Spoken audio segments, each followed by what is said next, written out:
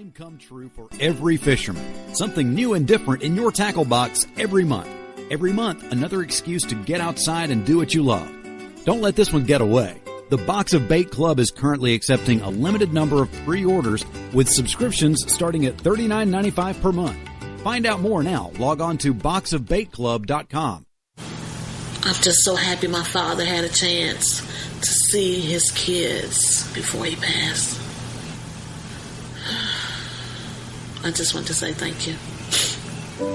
When her father fell ill, the American Red Cross was able to help get Veronica's brother home from the Navy to speak to his father one last time. It's thanks to your donations that we can connect military families when they need it most. Please donate today at redcross.org.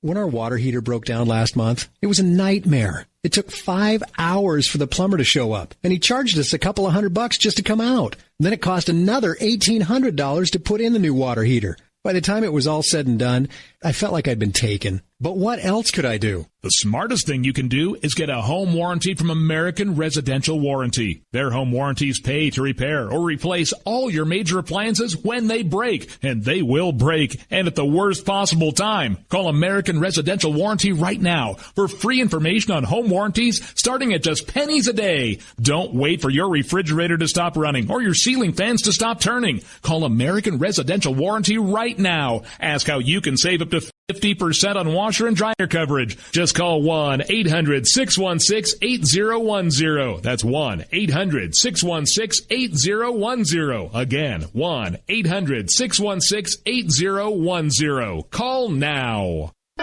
Attention business owners. We know that owning a business means getting things done right now. So if your right now list includes a new building, call the Right Now Company. General Steel. We can design a building for your business quickly and save you thousands of dollars. That's right, thousands. You may think General Steel only builds large projects or that you can't afford General Steel quality. Well, check these prices. How about a 40 by 60 foot building for under $22,000? Or even a 50 by 100 for under $35,000? That's right, a 5,000 square foot building for under $35,000. And these buildings all have General Steel quality. Best of all, you can still order a building and have it delivered in time to build this year. How's that for right now? So if your right now list includes a new building, call the Right Now Company, General Steel. 800-393-5756.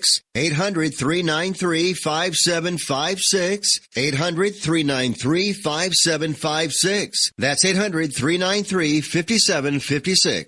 Tired of paying outrageous prices for Viagra? Well, we have great news for you. Now you can finally get Viagra at huge discounts. Healthy Man allows you to save up to $500 on Viagra. Why pay U.S. pharmacy prices of $15 per pill or more when you can get Viagra for less than $3 a pill? Call today and get 40 Viagra pills for only $99. This can cost as much as $600 at your local pharmacy. You can't afford not to call us. If you want Viagra at the lowest prices, never pay $15 a pill pharmacy prices again. Get Viagra for less than $3 a pill. Call 800-595-2614 today and save up to $500 and get 40 pills for just $99. Healthy Man is fast, easy, and affordable. Operators are waiting at 595-2614 to take your call now. Call 800-595-2614. That's 800-595-2614. Again, 800-595-2614.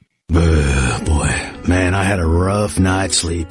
Boy, I got a letter from the IRS yesterday, and I just couldn't sleep. Man, I'm dying here. Somebody help me. IRS problems affect more than just your finances. If you're ready to take back control of your life and you owe more than $10,000, you need to call the Tax Doctor. Their expert staff can immediately protect you from the IRS and state collectors and get you the best possible tax settlement guaranteed. The IRS has recently released new programs geared in helping struggling taxpayers, where you may qualify to settle your tax debt and wipe out up to 85% or more of what you currently owe. If you owe $10,000 or more in back taxes, call the Tax Doctor right now. See if you qualify to pay less. 800-989-1694. 800-989-1694.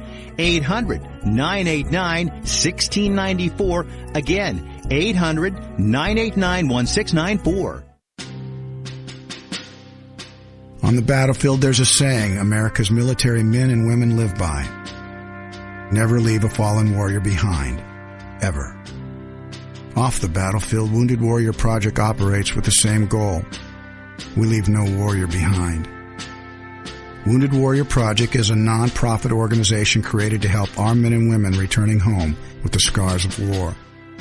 Whether those scars are physical or mental, we're here to make sure that they heal. And whether it's helping those with post-traumatic stress disorder live a normal life again, or giving much-needed support to injured warriors in veterans' hospitals. Because no one deserves our help more than the men and women who risk their lives to keep us safe. Wounded Warrior Project. We never leave a fallen warrior behind. Ever. Learn more about what we do at woundedwarriorproject.org.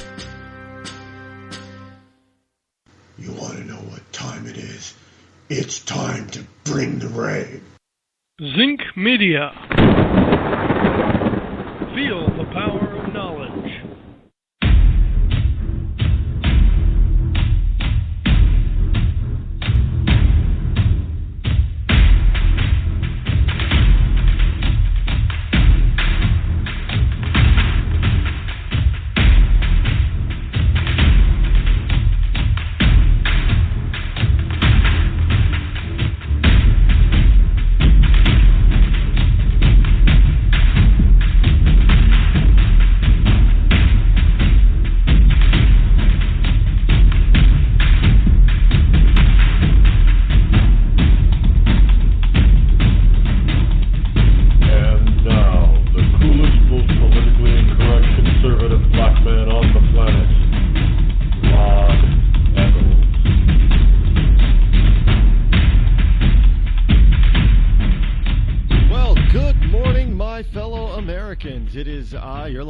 Rod coming to you live from my bunkerized studio somewhere within the great granite state of New Hampshire, where the state motto is live free or die. It is not big government or bust. And yes, I checked again this morning. It has not changed.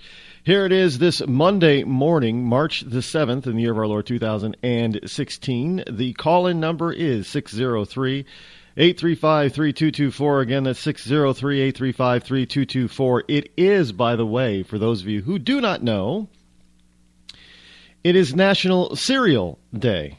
Now, before we get to National Cereal Day, I do want to take a moment. I know it's all over the place. I saw it basically, I guess, when it was started to be posted yesterday, the passing of former First Lady Nancy Reagan at the age of 94. It is sad news. Prayers go out to her family. She was 94 after all. She lived a very long and depending on what side of the political aisle you're on, either she lived a long and fruitful life, or she lived a long and not so fruitful life. If you're a Democrat, you didn't like the lady. Hell, I mean, a lot of Republicans didn't like Nancy Reagan. Look, she was all about her man, Ronnie. Let me tell you, she protected him as best she could. She was a female pit bull. Not going to deny it. Nancy Reagan was, while Ronnie was president, was not well liked within the realms of the Republican Party. Well, hell, they didn't like Ronald Reagan. They didn't like Ronnie. So it would come to, and she understood that, by the way. Nancy fully understood that her husband was in the minority on the Republican side, and she set out to protect him. Now, she wasn't perfect. Nobody is. But she made sure and made them note that her husband was the president, not them, and that things were going to go Ronnie's way. And look, you can say what you want about the 8 Reagan years. Let me tell you, they were some of the most successful years in modern U.S. history. And you can try to rewrite history all you want to, especially those on the left, but the governmental numbers do not lie. I know you try to make government numbers lie for you all the time, like this whole notion with Barack Obama today and the 4.9% unemployment. But when you actually look at the government numbers, the real government numbers, all the government numbers, they do not lie. And we know for a fact that the unemployment rate today is not 4.9%. And we know for a fact that the Reagan years were some of the most booming economic years this country has ever seen. And you can try to rewrite all you want to. But, there are people that give Nancy Reagan some significant credit for Ronnie's success. Hey, behind every strong man is an even stronger woman, so they say, right? And she will definitely be remembered as being a very strong woman. Whether you liked her or not, you respected her. And you might want to say that of some of the other first ladies, that they were strong women. Barbara Bush, she's respected for something different. Even June Carter, Jimmy Carter's wife, is somewhat respected in the realm of politics. And the last two Democratic first ladies are not so highly respected, and frankly, it's simply, look, they run around talking about how people did not like Nancy Reagan. I got to tell you, there are people that I think, First Lady Hillary Clinton was liked even less than Nancy Reagan, but you didn't see all the negative press about Hillary that you saw about Nancy. And there are people that are coming out of the woodwork today, from the Democratic side too, not just Republicans, that people that actually worked on her staff or worked with her that did not like Hillary back when she was First Lady. There are people coming out of the woodwork back when she was First Lady of Arkansas and her husband was governor that didn't like her. And this woman's got a long, nasty history. Nancy, you can't really say the same thing about Nancy Reagan. I know some people they blame her for being the other woman. I don't know the history of their personal life. I know Ronald Reagan was married before Nancy. I don't know if Nancy was the other woman, and I don't particularly care. None of my business when it comes to because hey, we're always told it's the personal stuff. We're not supposed to pay attention to personal stuff in politics, right? Except, of course, when it's a conservative, then you can pay attention. Then that's when it counts. If it's liberals, hey, it's personal stuff. Doesn't mean anything. If it's a conservative or a Republican, oh yeah, everything counts. You got to pay attention to that. You ever notice that? Have you noticed that? I've noticed that. That whenever if it's a Democrat, no, that doesn't mean anything. But when it's a Republican, no matter how small, that means everything. But I mean, it's just, hey, you can't call Barack names. You can't call Barack, the Black Hitler or anything anybody. You can't compare Barack Hussein Obama to any negative or evil person in history. But you get Donald Trump, and somebody says, well, Donald Trump is like Adolf Hitler, and everybody goes bonkers, claps their hands, and said, yeah, Donald Trump, man, he's just like, and they're going so far as to tell you when he's, who he's like, what part of Adolf Hitler he's like. I mean, Glenn Beck just came out the other day and just decided, well, Donald Trump is like Adolf Hitler in 1929, and everybody's agreeing with him. Now, if we would have said that about Bill Clinton or Barack Obama, they would have, Glenn would be crucified. I mean, this is the double standard is absolutely redonkulous. It just shows you. Look, this today, I am just disgusted with all the backstabbing, all the double standards, all just for political power. I mean, power makes people absolutely insane and drunk. I don't know why people want to go through the process to get it, because obviously not everybody can get it. But they're all trying their damnedest, and they're coming out looking like fools. I mean, now you got Mitt Romney out there saying that he would not. Oh yeah, if it were a brokered convention and he was offered the nomination for, he'd take it. Like, are you kidding me? We're going to go through all this. What are you going to if Mitt Romney happens to, for some reason, somehow, some way, at the Republican convention, gets the nomination for president. Republican nomination. Is he going to be reaching out his hand to get Donald Trump to support him again, like he did back in 2012 when he praised him to no end?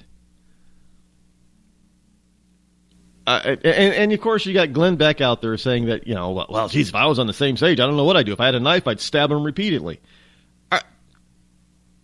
Here's a grown man who's supposed to be a nonviolent Mormon is running around the country talking about if he were on stage and had the opportunity that he'd probably stab Donald Trump to death. This is Glenn Beck. What the hell has happened to people's minds in this country?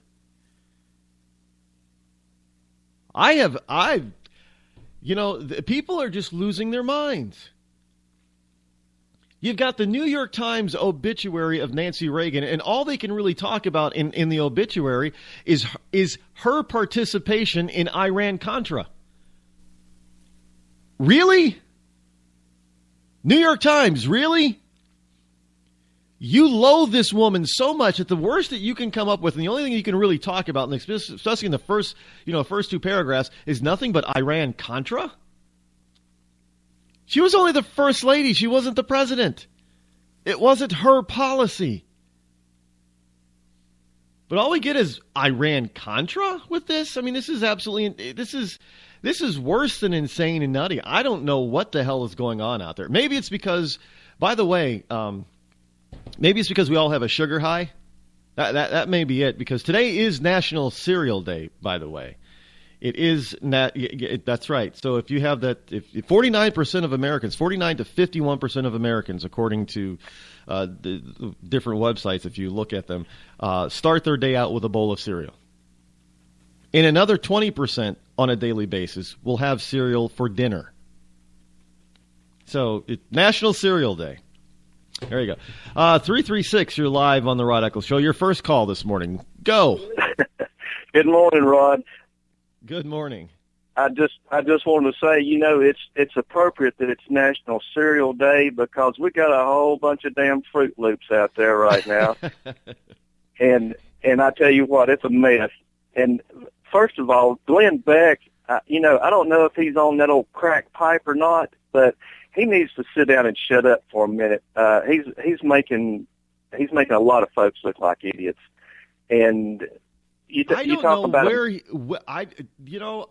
said this before. I'm not exactly sure when Glenn Beck started to take the turn for worse mentally and go off the deep end. It must have been when he had that first kerfuffle with Fox and when he left Fox News. Something must have snapped in him at that point. Because this guy, I have no idea who this Glenn Beck is versus the Glenn Beck of a decade ago is. I don't see the same person. He went from, when he was on Fox toward the end, he would have all of his charts and things up behind him. And, it was conspiracy theory. And part of it, kind of made sense. But yet he went over the top. And he went from being a smart study of history and the things that have happened in the past and putting all the Obama and Hillary and all that connection and trying to change this country around. He went from that just to being almost like a lunatic. I don't know if it was a financial problem he ran into after he left Fox and it made him sway to one direction or another, but oh man, it just to read some of the things he's saying and hear some of the things he's saying, he looks like a complete idiot right now. Oh. And the sad part is that Beck is, as far as talk show moguls is concerned, Glenn Beck is worth $250 million. I mean, by comparison, the only two people in talk radio that are worth more than Beck are Limbaugh and Howard Stern. Limbaugh at a $400 million, although I find I don't understand how Rush is worth that much, but okay. And of course, Howard Stern is $500 million plus because of his deals with XM, the XM satellite network. But when I saw that Beck was basically, as far as real talk radio is concerned, is number 2 behind Rush at 250, and I know you're mentioning the financial restraints. I don't know how that could possibly be if he if he's worth over $200 million right now. Well, how did he get that? I mean, for crying out, really, seriously, who's listening to this guy? Now, that's one thing I don't understand either. And what's Romney's excuse? I mean, he's a multimillionaire.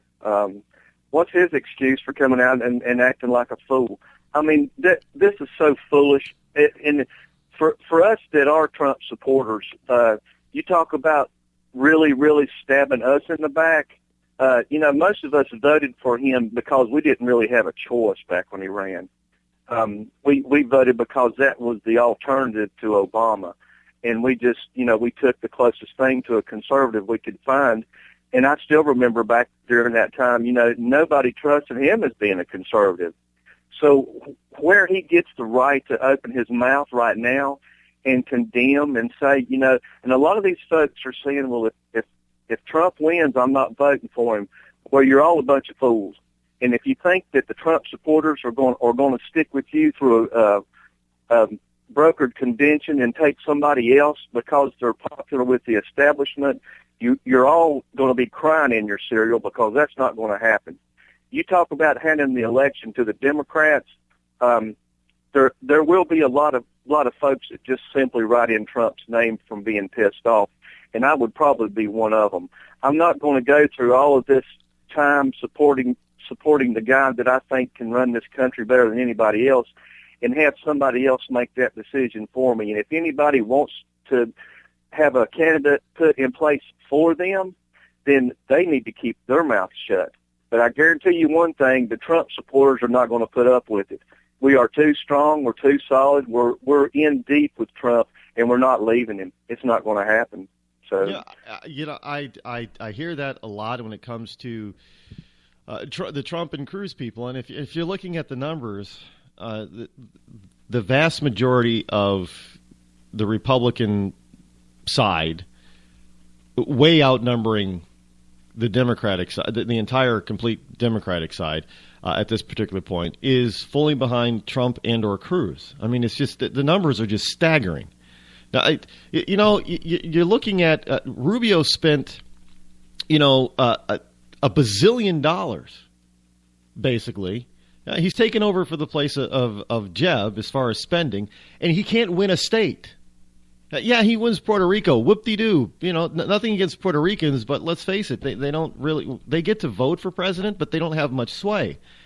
And let's face it, in Puerto Rico, due to liberal Democratic policies down in Puerto Rico, the island has got a huge net loss of population. A lot of Puerto Ricans have fled the island. So that's further watered down his recent weekend victory down in Puerto Rico. Everybody's saying big deal. The only people that are touting this Puerto Rican win is the ultra liberal press. The mainstream media. They're Rubio, man, he got a win. He's big down in Puerto Rico. Big freaking hairy deal. One thing about it, the mainland, here on the mainland, we have illegal immigrants just pouring over our borders, and I talk about it all the time. We have to stop that, and we need to build a wall. And I don't hear Rubio. Really, to me, Rubio is so weak right now. I mean, what's the use in even talking about anything that has to do with? We all know he's soft on immigration. I mean, what's the point? I understand that where his heritage is and where his family's from and all, but I get it. When it comes to which is a little bit surprising about Puerto Rico, probably because he spends so much money down there, which is really a waste of time and money. But I know an awful lot of Puerto Ricans up here, and I can tell you none of them are Democratic, and none of them like all of this illegal activity.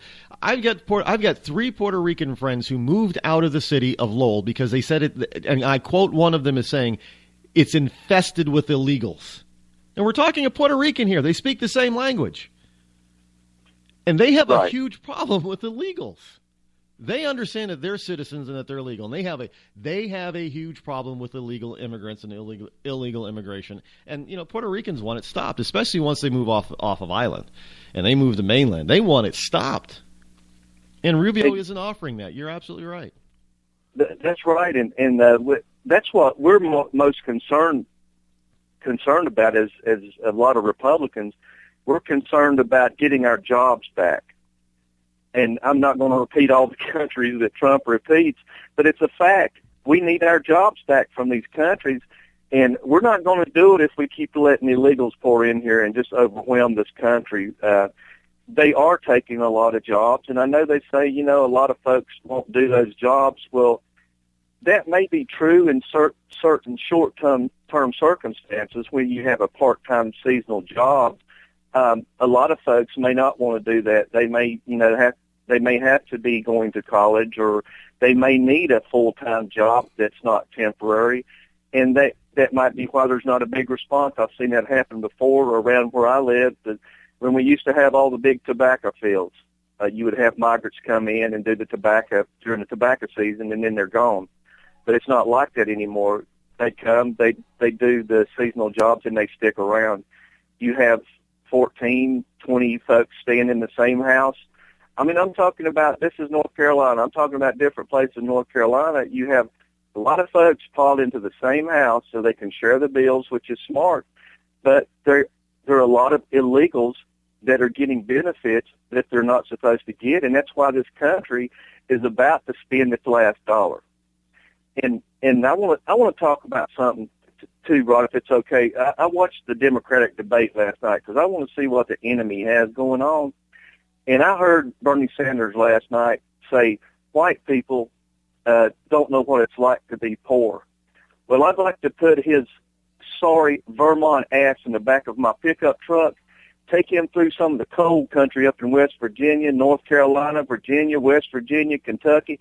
I'd like to take him up through there and stop at a few of those folks' houses that are still using wood stoves and coal stoves and have to go out every day and try to find a job in construction or try to find a job. There's no more tobacco growing around these areas that used to be really strong. There are no more factories in these mountain areas around these states. And I'd like to put him in there, and I'd also like to put Hillary's ass in there, too. She wants to do away with our guns. She wants to get rid of all of our guns. She wants to charge the manufacturers of the weapons or the guns. She wants to charge them with murder. When somebody goes out and commits an act of murder, she wants to charge the manufacturer. Now, I don't know what kind of damn world she's living in right now, but it's not the same world we live in.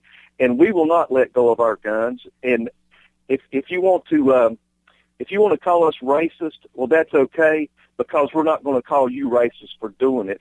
I'm kind of sick of it. And as far as Rubio goes, Rubio wanted to get that coalition together with Nikki Haley and Tim Scott, and it almost looked like a Sharpton Rainbow coalition coming together and everything. Well, we're not going to put up fake fronts. I love my black friends, my brown friends. There's nothing racist about a lot of us white folks now, and I want people to understand that. No matter who our candidate is that we put up, it is going to be a race-baiting issue from the Democrats constantly, and I'm sick of it. And I want Trump to get in this thing and actually show people it's not about race, it's about jobs, it's about love and friendship. I digress, Ron. Well, yeah, I can't argue with you on that. Look, I'm not the coolest, most politically incorrect conservative black man on the planet for nothing, and I have to agree with you on that stuff. And none of this is really about race. There's a I'm sure we're probably going to hear about this in a negative way coming up soon, but got a story here about voter ID, and that voter ID is way down for voter ID states has Democrat voters way down in those particular states, which leads one to believe, you can come up with it's keeping people from voting, or is it really just keeping illegal voters from voting? And if that's the case, then Democrats have a far less support than we originally thought, which is not a bad thing. So now the Republicans just got to stop beating each other up over nonsensical type of stuff and stick to the issues. But in any case, hold on, my friend. We're coming up against a break, and well, yeah, it is what it is, folks. We'll be right back.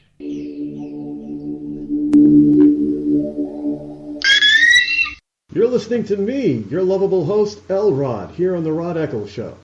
Tired of paying outrageous prices for Viagra? Well, we have great news for you. Now you can finally get Viagra at huge discounts. Healthy Man allows you to save up to $500 on Viagra. Why pay U.S. pharmacy prices of $15 per pill or more when you can get Viagra for less than $3 a pill? Call today and get 40 Viagra pills for only $99. This can cost as much as $600 at your local pharmacy. You can't afford not to call us. If you want Viagra at the lowest prices, never pay $15 a pill pharmacy prices again. Get Viagra for less than $3 a pill. Call 800-595-2614 today and save up to $500 and get 40 pills for just $99. Healthy Man is fast, easy, and affordable. Operators are waiting at 595-2614 to take your call now. Call 800-595-2614. That's 800-595-2614. Again, 800-595-2614. When you're ready to take the edge off a hectic day, I suggest you start with a little music from Franz Black. I guess there's lots of ways to look at things that don't seem right. No Worries has just been released on iTunes and Amazon. It's gonna be alright. You can find Franz Black and his music on his website, franzblack.com. F-R-A-N-Z black.com. It's gonna be alright.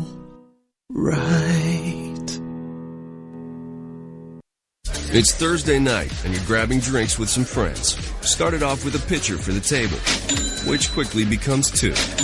There's pool. And there's the photo booth. All right, everybody squeeze in. Say cheese! Followed naturally by an order of wings. And another. Can we get some extra ranch sauce? Then there's the ceremonial nightcap. So what are we doing this weekend? And lastly, it's back to the car, which, if you're buzzed,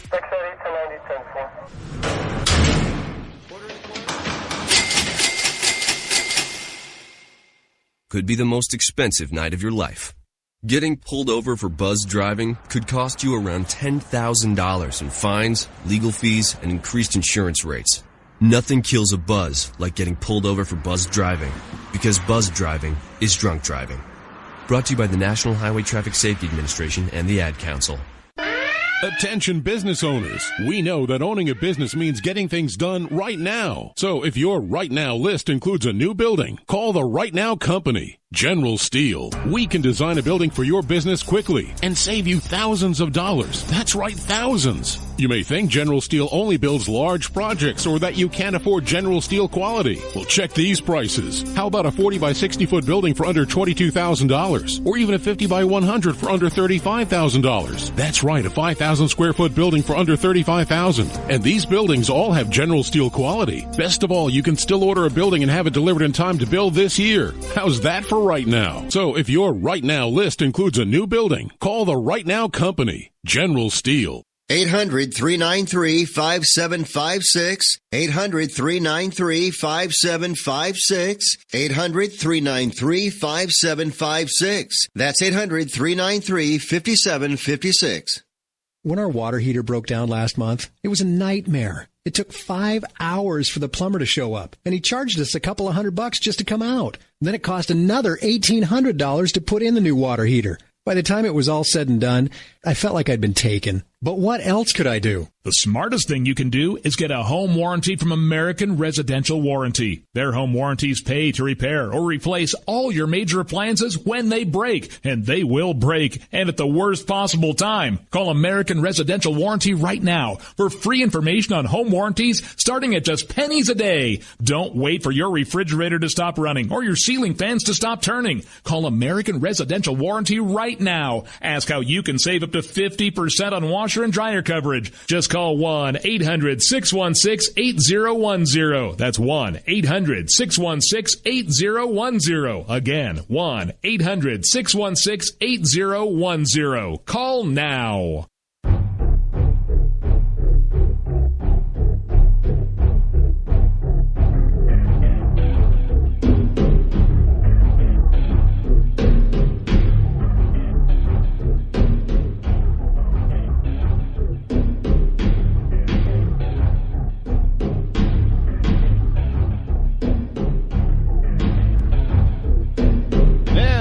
Welcome back. 603-835-3224 is the number to be connected to yours truly, your lovable host, El Rod, here on the Rod Eccles Show this Monday morning. By the way, did you know that, this is obviously no surprise, that they've done a poll here in the US of A, and this is on Independent Journal, or IJReview.com.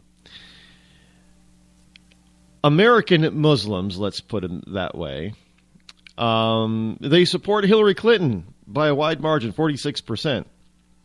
And that's interesting in and of itself, but you have 11% when it comes to the Republican side. 11% support Donald Trump, far out supporting any of the other candidates.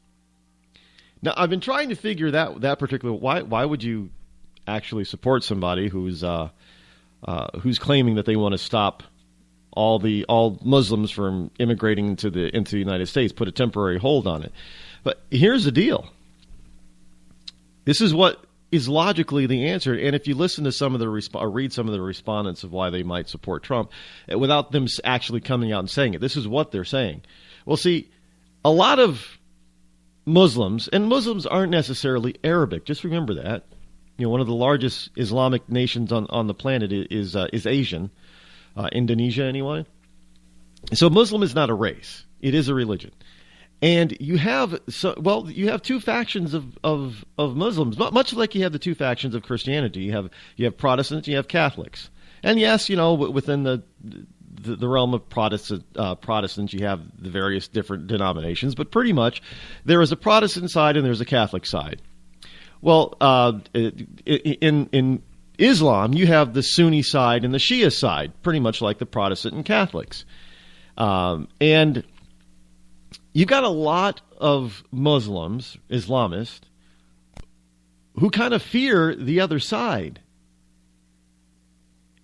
And indeed, they have reason to, because we see what's going on. We saw what was going on in places like Iraq, you know, the Baathists and Saddam, and taking on the Kurds and stuff, and then of course in Syria, pretty much the same thing, and that goes on all over the Middle East. And you know, the different sides between the Saudis and the Iranians, the Sunni and the Shiite. And they do something worse that the Christian side, you know, the Catholics versus the Protestants don't do. The Catholics versus the Protestant, we don't take up arms against one another. Where in Islam, because of the basis of their religion, it's a lot more violent, and they resort to the sword often. Well, a lot of these people who are in support of Trump kind of are in support of, you know, their own version, if you will, and they're not. They want, and what they realize is that Trump is pretty much the way his stance is right now is against the opposite side, and so there, of course, that 11% is going to say, hey, you know, if I'm a Sunni and you're against the Shiite, yeah, I'm going to be for you. That's cool. So that's basically what's happening with that 11%. But generally speaking, you got to realize that the 46%.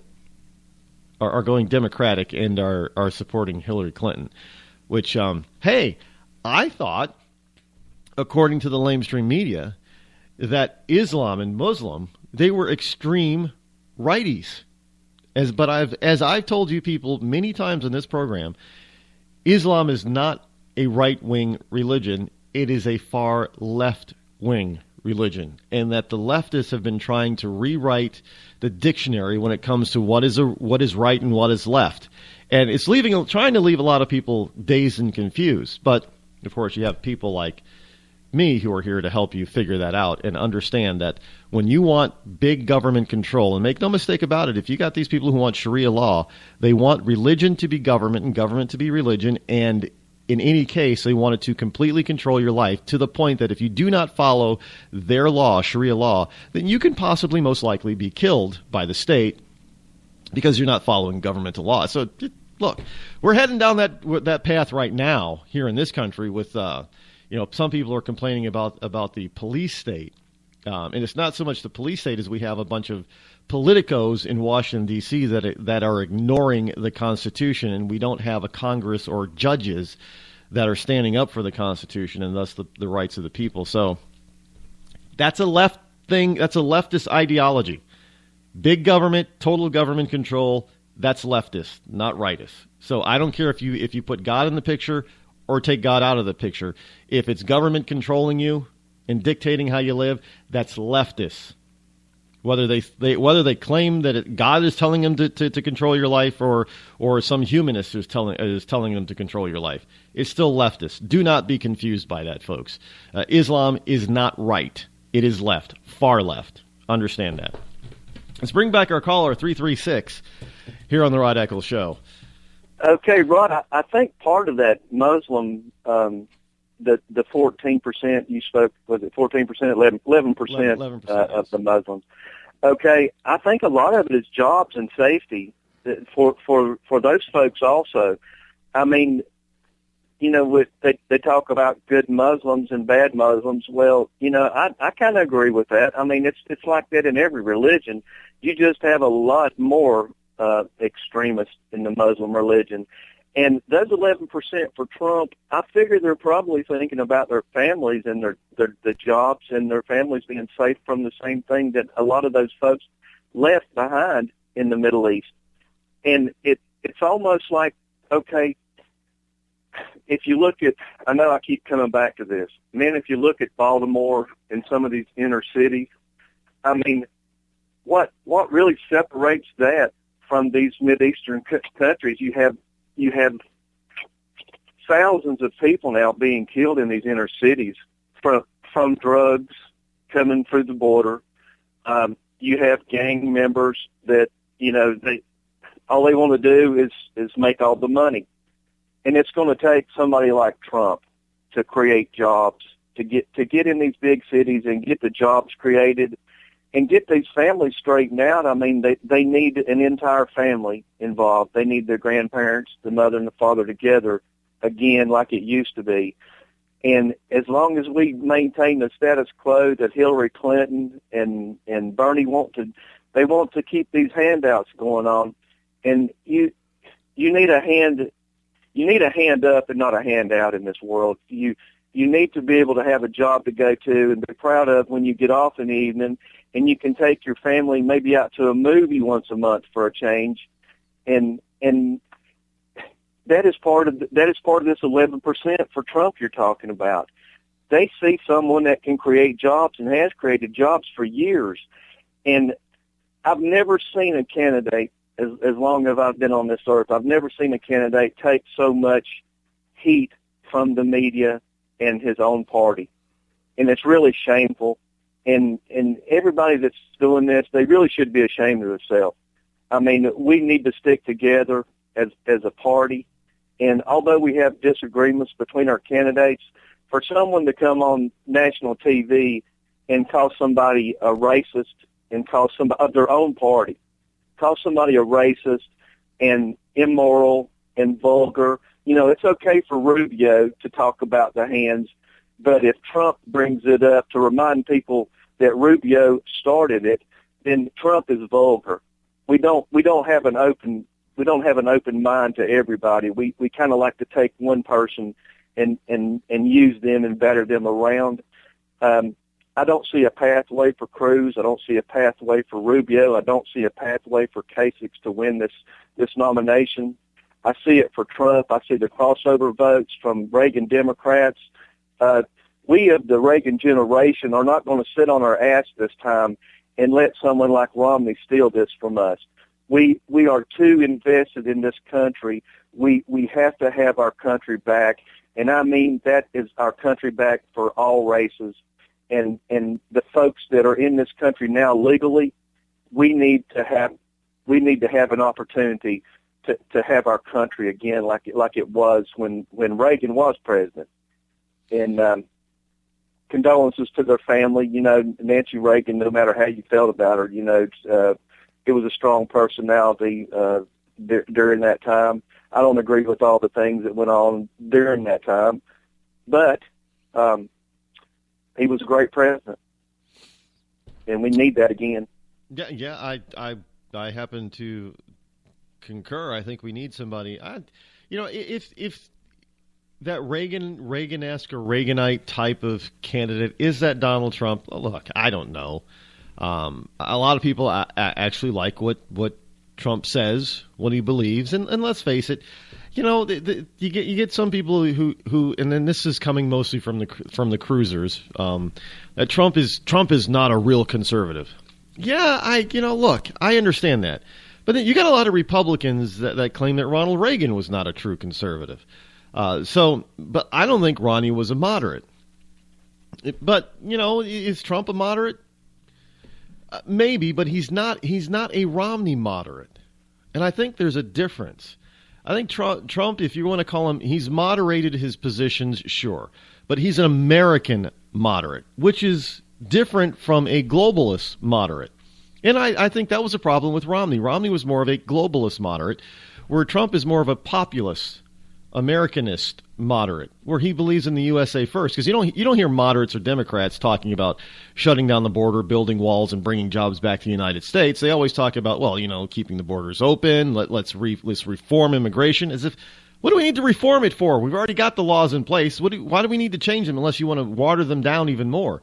They want to do the TPP trade pacts. They want to do free trade all over the planet that basically takes jobs away. Look, one thing that Ross Perot was right about was those treaties, those so-called free trade zone treaties, were only going to suck jobs of the United States. And lo and behold, some 20, 30 years later, we see that Ross Perot was exactly right, but he didn't realize how right he was at the time. Jobs are leaving the shores of the United States left and right. And so now you got Donald Trump who's saying, let's plug this hole and bring the jobs back. So if you want to call him a moderate, fine, but let's define the type of moderate that he is, which is why people are looking at him for possibly being kind of like Ronald Reagan. Because let's face it, Ronnie was all about the USA first. Ronald Reagan thought as long as the USA won and ended up on top, it didn't care if anybody else. He didn't care if anybody else won at the same time. That's Donald Trump. Donald Trump's situation is his win-win is the U.S. wins, and to hell with everybody else. If everybody else wins along with the USA, that's great. That's even better. But as long as the USA comes out on top as the winner, that's where he's gonna shoot for. Well, that's right, Rod. And if you I wish I could remember the years, but there was a time now. And I want to explain this completely out. There was a time when Reagan was soft on immigration and kind of opened up the southern borders a little more to let in more migrants.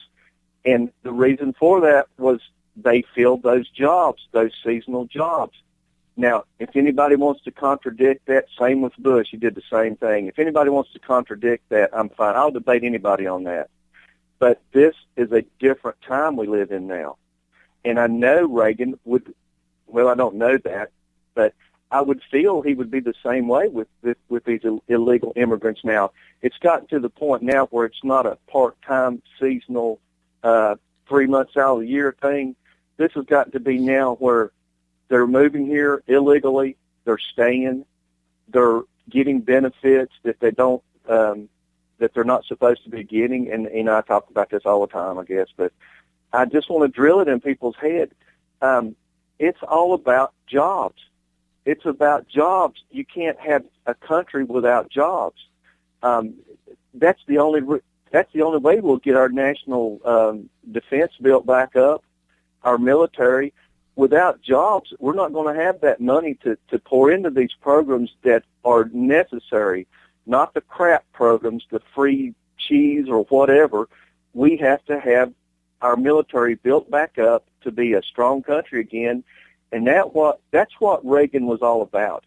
He was all about a strong position around the world, and not a mealy-mouthed Romney type candidate is going to do that. It has to come from someone like Trump, and that's my thing this morning. I mean, we got to get this stuff straight, and all this stuff from Romney is just I don't know. It's making him look like a coward, for one thing. You get that big endorsement from Trump, and then you turn around and act like Trump's an idiot. Now, I don't think he changed from the time that he supported Romney. And as a matter of fact, he's given to both sides. And who else could say that? when Hillary stands across from him on that debate stage and she says, well, you've done this and you've done that, and he's going to say, yes, and I've also contributed to Democrats, to independents, and Republicans. I have made deals with people my whole life, and when I become president, I'm going to make deals so this country can be stronger again, and we don't have people standing in Congress with their thumbs up their butt like they have the past 8 years. And I digress, Rod. I don't understand. Well, I guess I do understand Romney to a point. Romney's a globalist. He's fallen under that 1,000 points of light from George Herbert Walker Bush, who was the first big globalist president in modern times. But he wasn't the first globalist. I mean, the first globalist president that we had was actually Woodrow Wilson, and then that was backed up by FDR and his wife, who decided to, she was the first Secretary General of the UN, if I'm not mistaken, correct? I think that's right. Yeah. So Eleanor Roosevelt. Yes. You can't get more globalist than wanting to start and participate in the UN. I mean, that's about as globalist as you can get. So that's FDR and his wife Eleanor, and to a certain. I don't think that there were many presidents between Bush Sr. and FDR that were you could really call globalists. I think they were all in that time frame. You can't even really call Carter a globalist, even though he won the Nobel Peace Prize for bringing Israel and Egypt together. That's wanting world peace is not necessarily a globalist. He was just a liberal flower child that believed the world was good and nice and people could get along. And in a certain way, he found a way for Egypt and Israel to do that. But hey, Menachem Begin was killed for that, right? Or it wasn't? Yeah, Begin. Begin. For making peace with Israel, they assassinated him. The world is not a very nice place. It's not very friendly. But you have these people that seem to think that maybe if we had one world government, everything would change. Well, no, it wouldn't. And we see this in certain countries that were once put together and slammed together as a single unit, have now been broken up into multiple. I mean, Yugoslavia, for instance. And how many countries did Yugoslavia turn into after the fall of the Iron Curtain? Right. I mean, you got Croatia that came out of that, and Czech Republic came out of that, and that whole area has been broken up into multi nations now. And hey, so that should tell you that these people that don't have a lot in common could not be forced together under one national flag and live in harmony. Because as soon as that heavy-handed government was gone, they went back to their old ways, and then those nations fell apart. So it's the same thing with it's going to be worse with a globe. Unless you have an extremely large, heavy-handed, militarized government, which means freedom is out the window, then you're not going to have peace around the world with a one-world government. It just cannot. We human beings are still too separated by our so-called invented diversity. Let's face it, diversity is I'm going to put it out there. Diversity is a big bunch of bunk. Because when you get right down to it and you put us all on a medical table, you cut below the epidermis, we're all exactly the same on the inside. We're all human. Thank you. So simply because we have, one person has lighter or darker skin, or one person has red hair and another person has brunette hair, that's just a human manufactured misconception to try to make us all different. And frankly, it's not just the general masses. You have governments that have fomented this type of difference on the basis of that type of difference for centuries. So it's not just regular everyday human beings. We've been fed this ill-tasting soup for centuries, and we've fallen for it. But there's no way you're going to get everybody to agree. At this, and I hate to use the word evolution, but at this stage of human evolution, there is no way you're going to get everybody to come together in a kumbaya, Star Trek Next Generation moment, and we're all just going to live together on harmony with one world government and exploring the stars. It just isn't going to happen. That's right. humans are not perfect, and we have to adapt to different things, but at the same time, we're not going to be force fed. We have to adapt and change on our own. We can't be pushed into anything. That's not what America's all about. We're about the freedom of choice, and this whole thing. I watched that debate last night with Clinton and Bernie Sanders, and I'm gonna tell you what's the truth, man. You talk about scary. There is no end to the things they will do to spend our money, and to me that is the biggest problem. Even past the comments of racism and all of that, if they're going to take our money away from us and spend it and use it and disperse it to everybody in the world, how can we spend all this money on Iran, Iraq, $150 billion to Iran? Are you kidding me? And if you go into some of our cities, our larger cities, and look at the crime and the piss poor conditions that our fellow Americans live in, and we're giving that kind of money to other countries, I don't want to have any part of that. I don't want to have any part of letting our veterans go needy and in poor health all the time. They can't even get a damn appointment to get anything looked at, and poor care at some places also. It's not always the people that work for the veterans, but it's a lot of times the money that is raised or the money that's supposed to go to our veterans is going to programs that don't have anything to do with them, and that's what the Democrats are trying to impose on us, and we shouldn't let it happen, and we should stop bashing our candidates like they're communists. And I guess, well, if they are a communist, then we should point it out. And let's face it, Bernie Sanders is an admitted socialist, and if you're a socialist, you're a communist in my book. So you might as well just go ahead and go with it. And you've got his opponent is trying to out Sanders. So I don't know. Is she a phony communist, or is she, a wannabe communist, or is she really thinking the way that Sanders thinks, but is afraid to actually come out and be honest about it, like Sanders, and actually say it? I don't know. One more thing, Rod, and then I'm going to go, brother. She already dresses like Mao Zedong, so she's halfway there. Good point. And I'm thinking to myself, she is so close to being a communist herself. I'm ready to go ahead and put that label on her. If she wants to go that far left, then she deserves the label, the same label that Bernie has. We do not need a communist running this country. And if we don't get up and vote, folks, it's our own fault. So everybody get out and vote. I want you to vote for Trump. I'm a Trump supporter, but I say vote, and keep the Democrats out of the White House. We don't want communism. No, I definitely don't want that. Absolutely not. Rod, thank you so much for having me on, brother. Thank you. Like that stogie this evening, brother. Enjoy it. Thank you. I definitely will. Great to have you call in. Talk to you later. Bye. I actually had a decent stogie last night. A stick. I don't like to use the word stogie because it reminds me of the term fogey.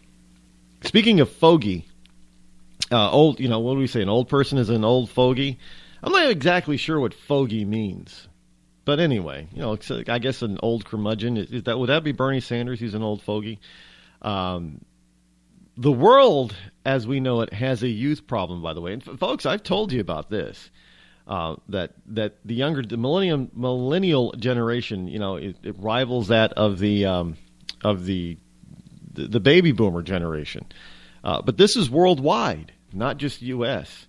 And there are some problems that humankind is going to run into simply because of the millennial generation globally.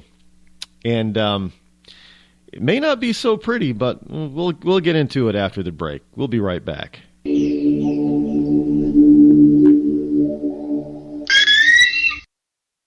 Give a man a fish and you feed him for a day. Sign him up for the Box of Bait Club and he'll never be hungry again. The Box of Bait Club is a brand new dream come true for every fisherman. Something new and different in your tackle box every month. Every month, another excuse to get outside and do what you love. Don't let this one get away. The Box of Bait Club is currently accepting a limited number of pre-orders with subscriptions starting at $39.95 per month. Find out more now. Log on to boxofbaitclub.com. I'm just so happy my father had a chance to see his kids before he passed. I just want to say thank you. When her father fell ill, the American Red Cross was able to help get Veronica's brother home from the Navy to speak to his father one last time. It's thanks to your donations that we can connect military families when they need it most. Please donate today at redcross.org. When our water heater broke down last month, it was a nightmare. It took 5 hours for the plumber to show up, and he charged us a couple of $100 just to come out. Then it cost another $1,800 to put in the new water heater. By the time it was all said and done, I felt like I'd been taken. But what else could I do? The smartest thing you can do is get a home warranty from American Residential Warranty. Their home warranties pay to repair or replace all your major appliances when they break, and they will break, and at the worst possible time. Call American Residential Warranty right now for free information on home warranties starting at just pennies a day. Don't wait for your refrigerator to stop running or your ceiling fans to stop turning. Call American Residential Warranty right now. Ask how you can save up to 50% on washer and dryer coverage. Just call 1-800-616-8010. That's 1-800-616-8010. Again, 1-800-616-8010. Call now. Attention business owners. We know that owning a business means getting things done right now. So if your right now list includes a new building, call the Right Now Company. General Steel. We can design a building for your business quickly and save you thousands of dollars. That's right, thousands. You may think General Steel only builds large projects or that you can't afford General Steel quality. Well, check these prices. How about a 40 by 60 foot building for under $22,000? Or even a 50 by 100 for under $35,000? That's right, a 5,000 square foot building for under $35,000. And these buildings all have General Steel quality. Best of all, you can still order a building and have it delivered in time to build this year. How's that for right now? So if your right now list includes a new building, call the Right Now Company. General Steel. 800-393-5756. 800-393-5756. 800-393-5756. That's 800-393-5756. Tired of paying outrageous prices for Viagra? Well, we have great news for you. Now you can finally get Viagra at huge discounts. Healthy Man allows you to save up to $500 on Viagra. Why pay U.S. pharmacy prices of $15 per pill or more when you can get Viagra for less than $3 a pill? Call today and get 40 Viagra pills for only $99. This can cost as much as $600 at your local pharmacy. You can't afford not to call us. If you want Viagra at the lowest prices, never pay $15 a pill pharmacy prices again. Get Viagra for less than $3 a pill. Call 800-595-2614 today and save up to $500 and get 40 pills for just $99. Healthy Man is fast, easy, and affordable. Operators are waiting at 595-2614 to take your call now. Call 800-595-2614. That's 800-595-2614. Again, 800-595-2614. Boy, man, I had a rough night's sleep.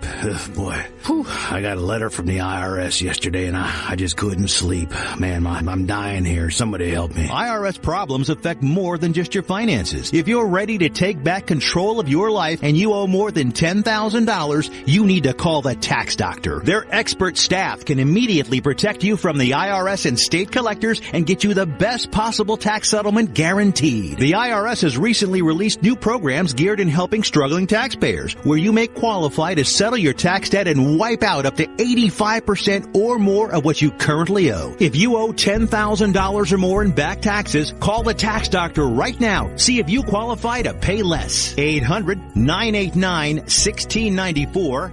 800-989-1694. 800-989-1694. Again, 800-989-1694.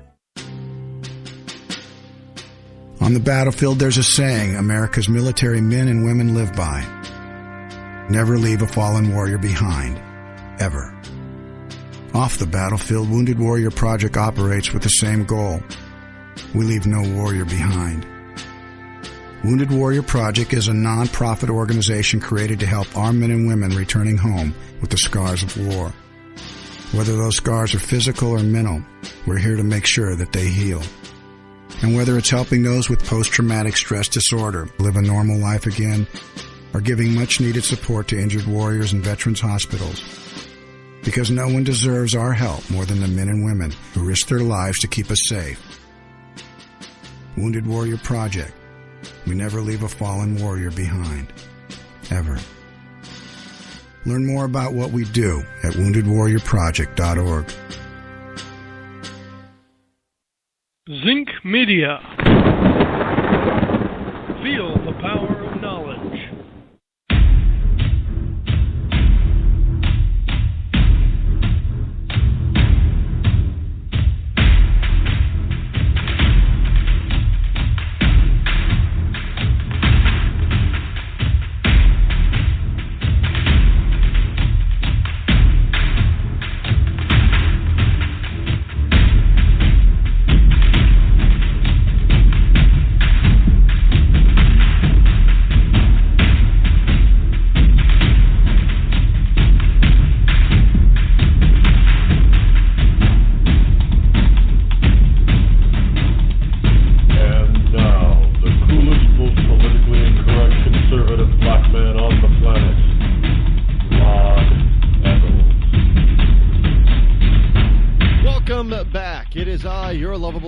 Rod coming to you live from my bunkerized studio somewhere within the great grand state of New Hampshire, where the state motto is still live free or die. It is not big government or bust.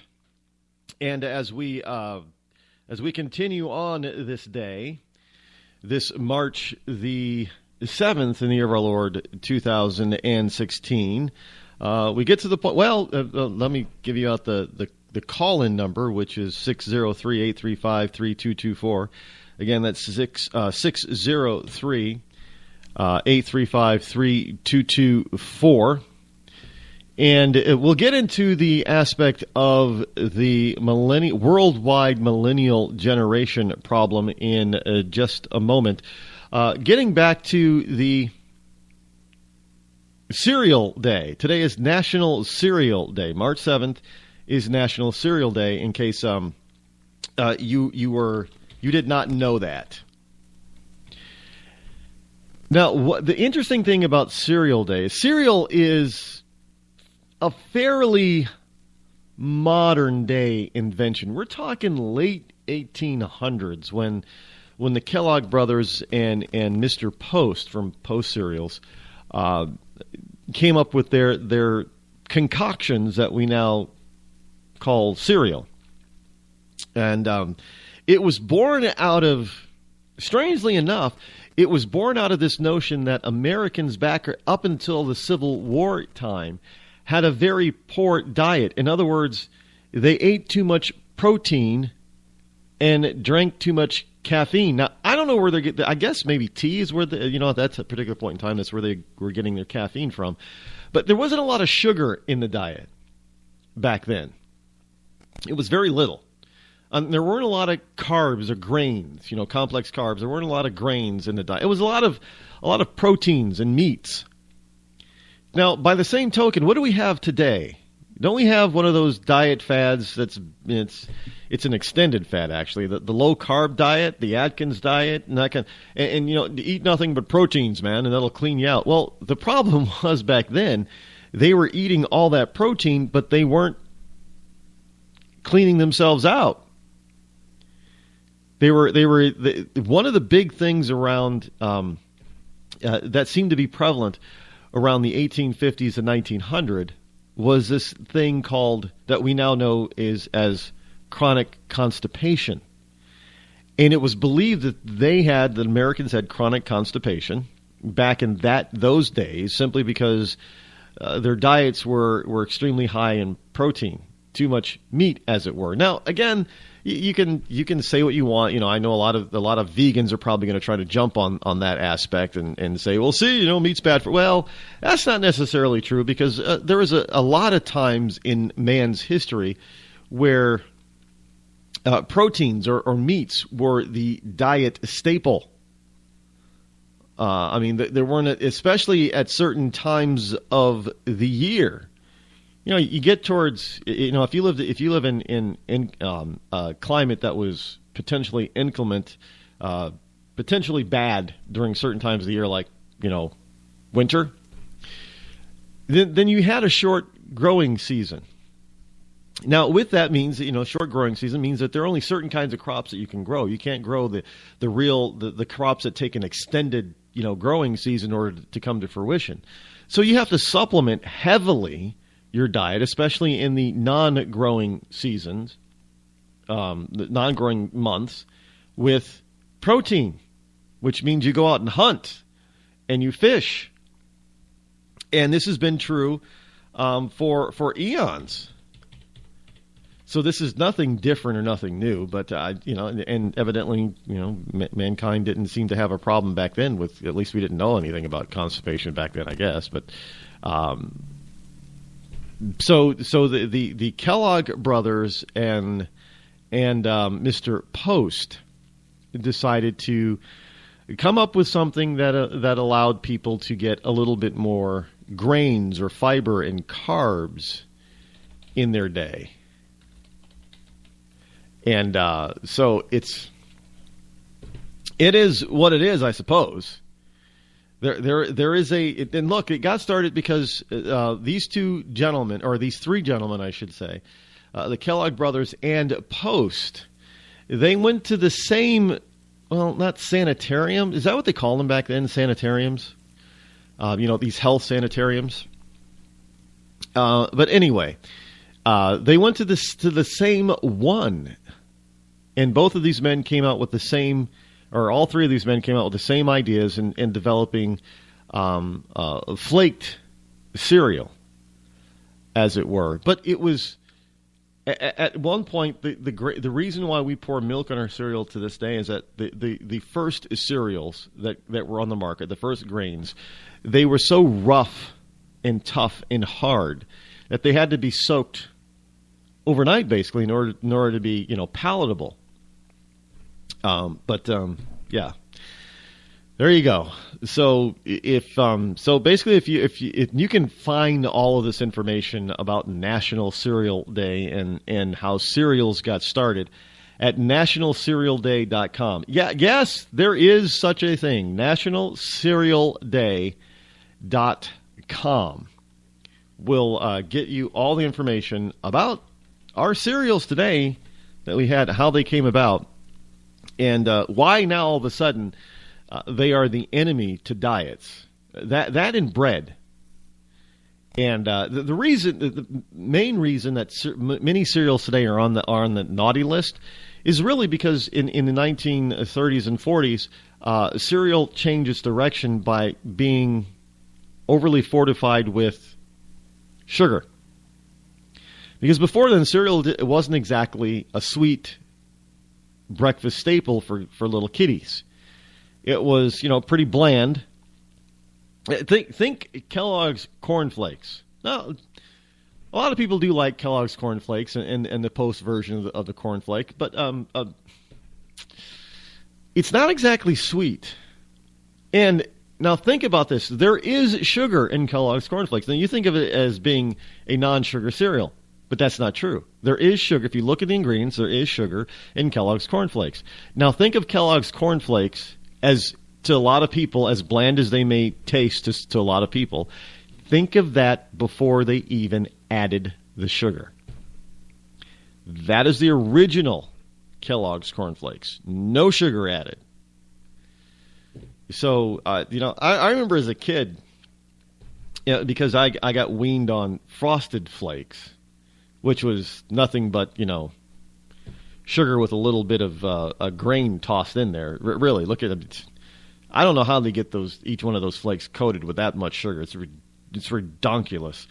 But I remember whenever we ran out of Frosted Flakes, I would go to the cupboard and grab a bowl of my mom's Corn Flakes. Now, in order for me as a kid at 10 years old to fathom and stomach eating Corn Flakes, what did you do?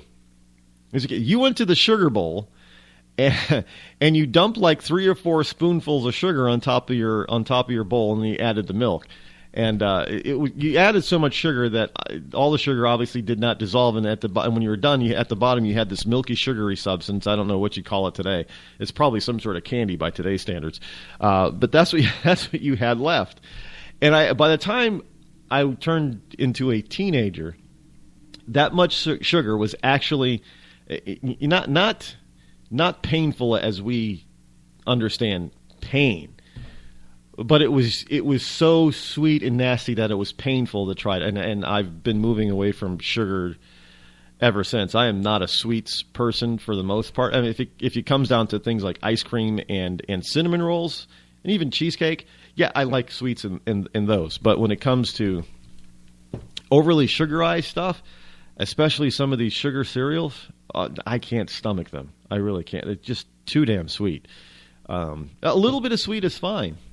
If it's not over the top, but I just really can't eat all that other stuff that has all. I don't know. Maybe you still can as an adult, but I think many adults are turning away from the. We're still giving our kids all this extra sugar crap, but we've kind of moved away from it. But check it out, nationalcerealday.com, and you'll get all the information you could ever possibly want on a favorite American breakfast and sometimes dinner choice. Yes, I think it's something. One of the national thing is something close to 20% of Americans will eat cereal as a dinner, supper time.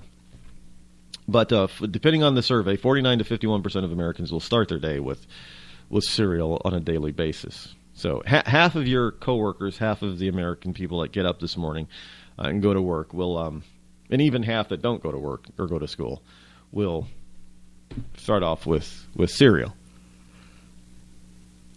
Question is what kind of cereal will they eat? Will it be the over sugar stuff? And understand that cereal today is a high profit margin food item on your grocery shelf. It really is. I mean, it's grains and nuts. And look what a box of cereal can cost you. I mean, there are some of the supposedly more healthy versions of cereal that are more than $5 for a small box. Really, do you think it really cost them that much to fill that little box up? No. Yeah, it's a highly profitable item. In any case, NewYorkTimes.com. The generation gap is huge in the world right now. It's just massive. The millennials, but these are the younger millennials that they're talking about, age 10 to 24. So yes, the kids that have just been here on the planet for just a decade, to 2.5 decades roughly, 10 to 24. That it has come to pass where a full quarter, or for those of you in Rush Limbaugh's Rio-Linda, 25% of the world's population is now under the age of 25. Yeah, that's kind of ironic, right? 25 is a quarter of a century, but yeah. So a quarter of the world's population is now under the age of 25. Now, there are a number of tremendous problems with that, especially when you start to see that in many of these countries, especially developing countries, countries like India, where males outnumber females, in youth. And China is seeing this where it's it's for every 100 females there's up to 125 males. That's a problem. That's a huge problem. And it's not just an individual nation problem, and it never has been just an individual nation problem. Because when you start getting such disparity, now by the same token, you're talking about all these developing countries in Africa, South America, Asia, and such that have these bulging younger populations that are dominated by males, especially in many of these cultures and countries. You have an issue where just the opposite is happening in the established nations, not just the West, but we're talking even the Far East. Japan has a huge problem that they are now. Japan has just swung into a negative population growth mode.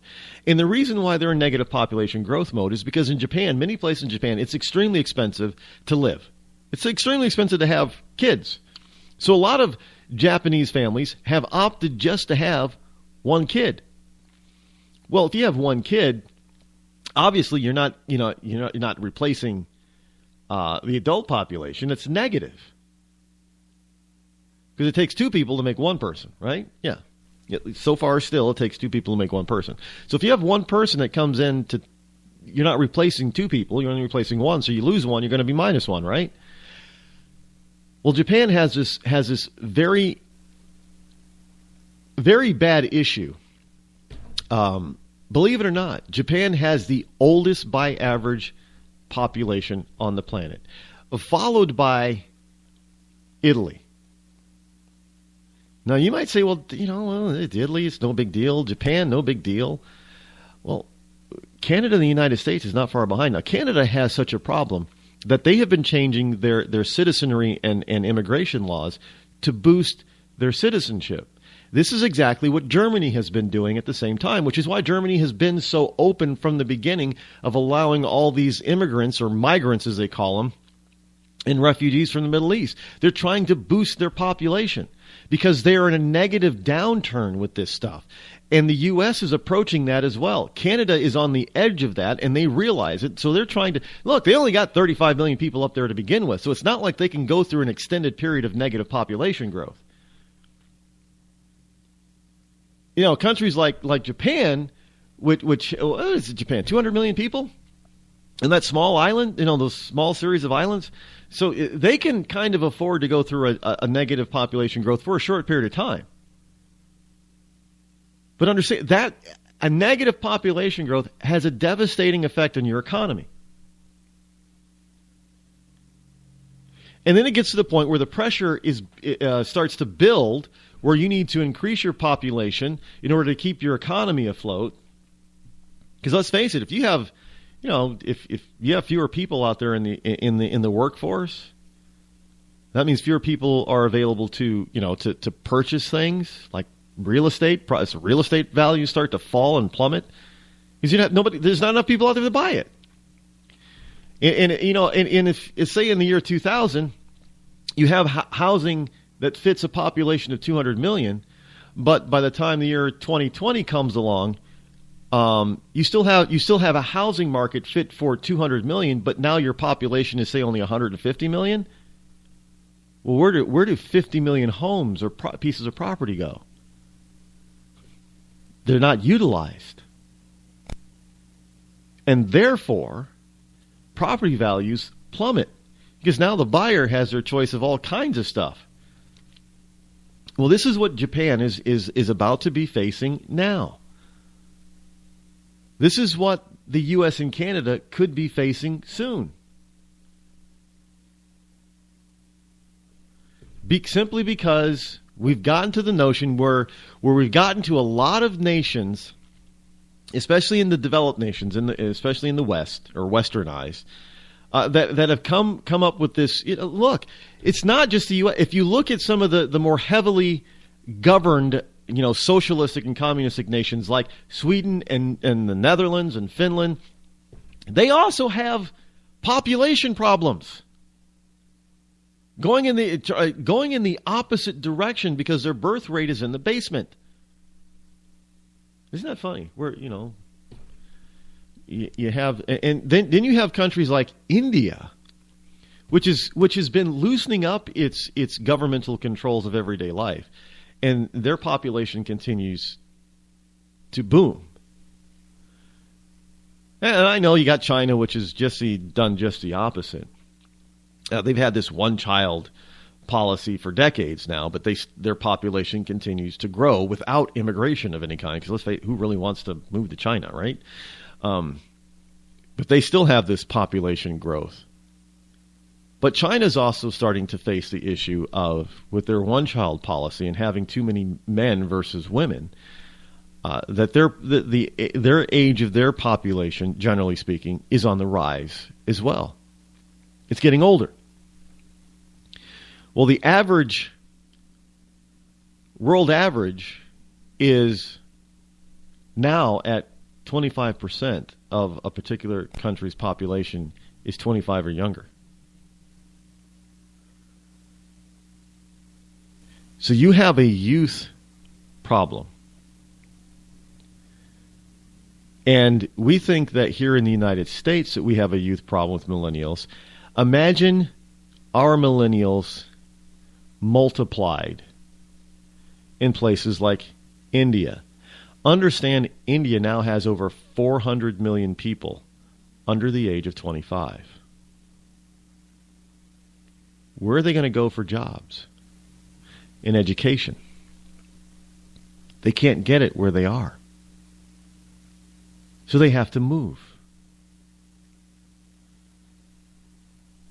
And now you're starting to have countries all over the planet that are restricting immigration.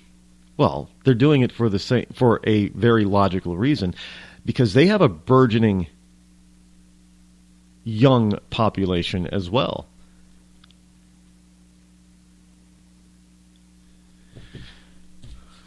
And the only places that seem to be accepting this youthful population are places that have an older, aging population. And they have an older, aging population simply because of their governmental policies.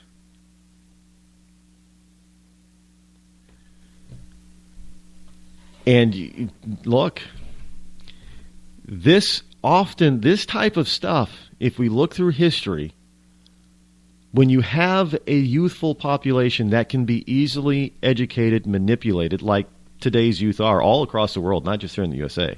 But this is the way it's always been.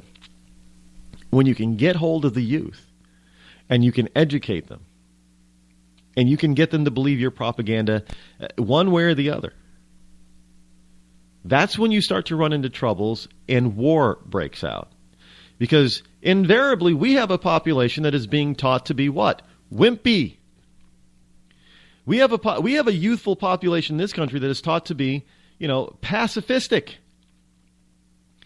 Where you've got other nations where their youthful population is being taught the opposite. And they're becoming more and more aggressive. And then they listen to all the propaganda and say, well, we have no jobs here. Let me paint the picture for you. Just think for an instance, if India were to all of a sudden turn on the United States and say, look, you 25% under the age of 25, the reason why you don't have opportunity in jobs is because it's the fault of the United States and the West. What happens then? You have 400 million people who start to become militarized and hate the West. And then what happens? It gets to the point where they then start getting governmental leadership, and they start fomenting this hate even further down the line, because now they move out of the 25 and younger and they move into the governmental age at the beginning, in their 30s and in their 40s, and they start taking control of their government, and they start beating the drums of war. And then what do you have? Right, you have war. This is the way it's always worked. Hitler didn't just appear one day and all of a sudden have a nation of Germans decide to go to war. No, he took over the youthful population, and they started to grow under his tutelage and under his educational system, and he convinced them that they were the superior race, and they decided because the West was mean to them, they're the ones that deserved their ire and their wrath. And the world went to war for a second time. This is unbalanced, folks. And nature has a way of wanting to balance things out. And the way humanity seems to balance things out often throughout history is with war. Humans are violent. You can try to teach us to be pacifists, but we're still violent generally. Tired of paying outrageous prices for Viagra? Well, we have great news for you. Now you can finally get Viagra at huge discounts. Healthy Man allows you to save up to $500 on Viagra. Why pay U.S. pharmacy prices of $15 per pill or more when you can get Viagra for less than $3 a pill? Call today and get 40 Viagra pills for only $99. This can cost as much as $600 at your local pharmacy. You can't afford not to call us. If you want Viagra at the lowest prices, never pay $15 a pill pharmacy prices again. Get Viagra for less than $3 a pill. Call 800-595-2614 today and save up to $500 and get 40 pills for just $99. Healthy Man is fast, easy, and affordable. Operators are waiting at 595-2614 to take your call now. Call 800-595-2614. That's 800-595-2614. Again, 800-595-2614. When you're ready to take the edge off a hectic day, I suggest you start with a little music from Franz Black.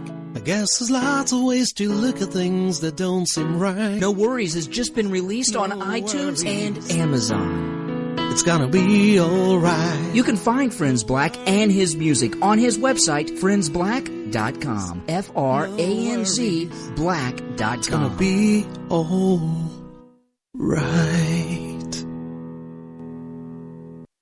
It's Thursday night, and you're grabbing drinks with some friends. Started off with a pitcher for the table, which quickly becomes two. There's pool. And there's the photo booth. All right, everybody squeeze in. Say cheese! Followed naturally by an order of wings. And another. Can we get some extra ranch sauce? Then there's the ceremonial nightcap. So what are we doing this weekend? And lastly, it's back to the car, which, if you're buzzed,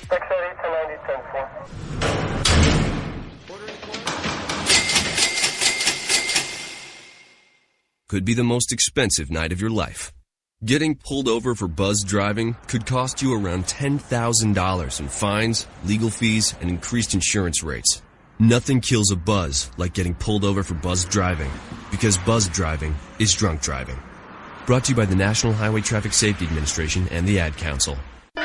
Attention business owners. We know that owning a business means getting things done right now. So if your right now list includes a new building, call the Right Now Company. General Steel. We can design a building for your business quickly and save you thousands of dollars. That's right, thousands. You may think General Steel only builds large projects or that you can't afford General Steel quality. Well, check these prices. How about a 40 by 60 foot building for under $22,000? Or even a 50 by 100 for under $35,000? That's right, a 5,000 square foot building for under $35,000. And these buildings all have General Steel quality. Best of all, you can still order a building and have it delivered in time to build this year. How's that for right now? So if your right now list includes a new building, call the Right Now Company. General Steel. 800-393-5756. 800-393-5756. 800-393-5756. That's 800-393-5756.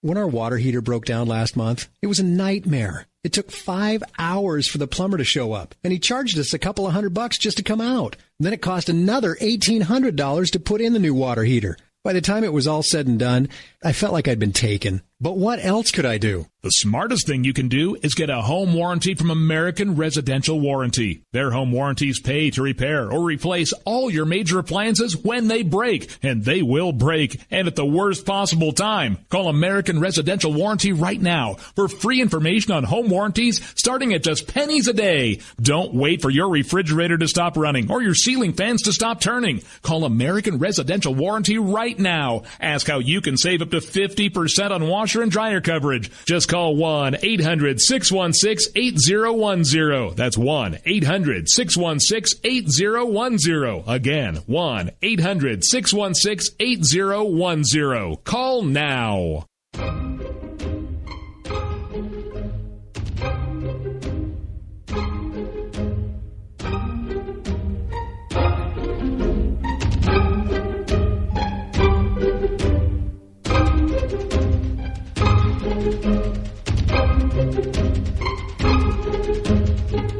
833-835-3224 is the number here to connect here on the Rod Eccles Show. Of course, if you should desire to do so, give me a call, and we'll put you on the air. I know sometimes if you're calling and I'm getting long-winded, I may not put you on the air, but that's my prerogative since, it's my show. Hate to say it, but it is. Well, I don't hate to say it. I love to say it. That's why it's called the Rod Eccles Show. But in any case, look, so if you want to, this is from the New York Times that brought out this story about the disparity of the youth gap, if you will. And it appears to be that part of the problem is it's not a problem, but if you want to call it a problem, part of the problem is that human beings all across the globe, not just here in the United States, but human beings all across the planet are living longer. We're living. We're approaching as an average. As a life expectancy average, we're approaching that century mark rather rapidly, and the medical and scientific community is saying that within most of our lifetimes, but pretty much by the year 2100 rolls around, that the average life expectancy will eclipse 100, and possibly even start to reach that supposed biological maximum of about 140 years or so. Yeah, did you know that you had that your body has a biological maximum age lifespan? I've heard it's anywhere between 125 to 150 years old. Human body could literally, and I know a lot of people say, "Well, I wouldn't want to live to be that old," because they think of being old as being decrepit. But understand, what if you could live to be 80? What if 80 at some point would be the new 40 or the new 50? That's what it would have to be like if you are able to live to be 150 years old. I mean, at 80 would be middle age. Seriously, 70 and 80 would be really, literally. If you're living to 140 to 150, I mean, literally 70 to 80 would be the decade of middle age. What do we think middle age is now? Is what, like 40? You hit your 40s, is when people supposedly have a midlife crisis. So what happens if that midlife crisis gets put off until you're 70? Think about that. Right now, we're talking about basically nearly doubling the life expectancy of people within the next 80 years or so. So by that token and by that standard, if you are under the age of, say, 50 today, it is highly possible and highly likely that you could still be alive in the year 2100. That's actually kind of scary the way things are going, because most of us think of we we tend to think that that by that time I'll be so old I'll be gone, I won't be here, because people still think of themselves as not living past 75 or 80.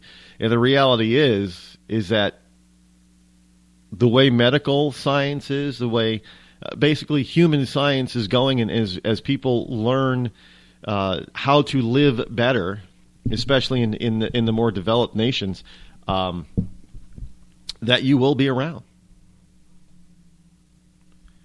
That you will be here. And you better start thinking about that big time, because what are you going to do when your money runs out? If you're going to live to be 140 years old, what happens when your money runs out when you're 80? It's probably not a good thing.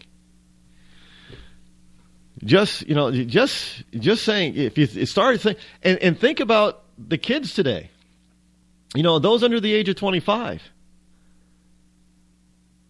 They've been here for a quarter of a century, but realistically speaking, they still have another 100 years to go. Think about that for a second.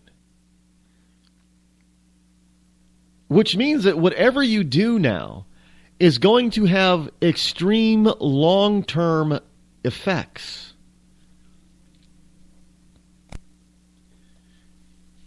I mean, if you're going to allow this younger generation, this millennial generation, to believe, and you're going to allow them to be taught to believe what they're currently being taught and believe in, that it is going to be devastating for their entire life.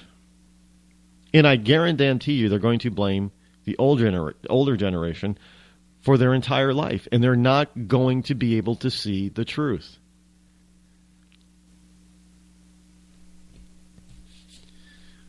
And you baby boomers who are out there, who are supposed to be all about peace, love, and understanding, let me tell you something. Your millennial generation, they do not like you. They're blaming you. Think about it. You were the flower children that first started this anti-establishment type of mentality in the 60s. And then the 70s came in. And for some reason, I don't know, you guys went all mellow. 70s were the mellow decade, and then you sold out in the 80s, and you became, well, I know everybody blames Reagan, but it was the baby boomers that built the 80s. Just a decade and a half ago, they were anti-establishment, anti-money, anti-corporation, and then the 80s came along, and they were all about money, all about corporatism. That's when we started getting junk bonds and all that other kind of stuff, and that was all due to who? Baby boomers. And while you were still trying to snort your coke and smoke your pot, you were telling kids that you were starting to have not to smoke pot and not to take coke, not to mention that the kids were not stupid. They saw you doing it, and yet you were being hypocritical and telling them not to do it, the same thing that you were doing. You were telling them not to drink, even though you were boozing it up, almost every other night. And then you were telling them that money didn't really matter all the time, while you were spending all your time at work and not with your family trying to make money so you could afford that oversized house with two brand new cars in the garage, and you were mortgaged and borrowed to the hilt. So it was all about money. So now your kids, your baby boomer kids, or millennials, are growing up, and they're trying to do just the opposite. They think that you're mean, cruel, evil, dirty little scumbags that sold out, that owe them everything, even though they are, because you've already given them everything. And let's face it. I mean, you've given them self-esteem training. You've given them all the wonderful goodies than growing up, and they haven't gotten enough of it. And now that they're adults, they seem to demand the same thing that you gave them as kids that you railed against back in the 60s. And you're wondering why the kids are flipping out today. So your whole answer to all of this is to try to drug your kids to death. Oh, we're going to put them on Ritalin and all these other antidepressant and anti-ADHD drugs. Because, back in the 90s, just about every male child was diagnosed with ADD or ADHD or whatever the hell they call it now.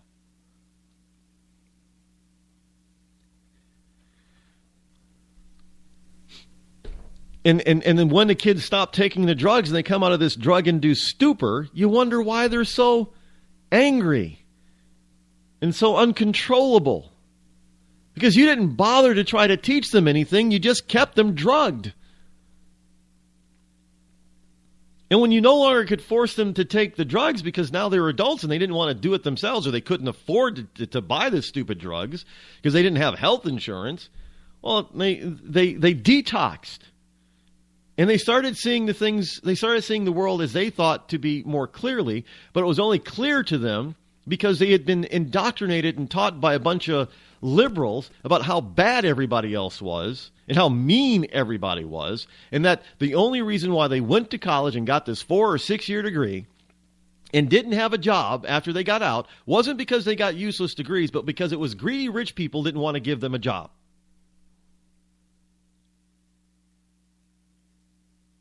And they got that way because while they were kids, they were drugged and doped up so much and taught by a bunch of left-leaning, ultra-liberal idiots that when it came time for them to be clear-headed and drug-free, they still leaned on their own training that they'd gotten when they were kids. The Bible says, train a child in his youth, and as he ages, he will not depart. It's all about the kids, grabbing the kids while they're kids. Why do you think Hillary Clinton says it takes a village to raise a child? No, it takes a village to raise an idiot. It takes dedicated parents to raise a child.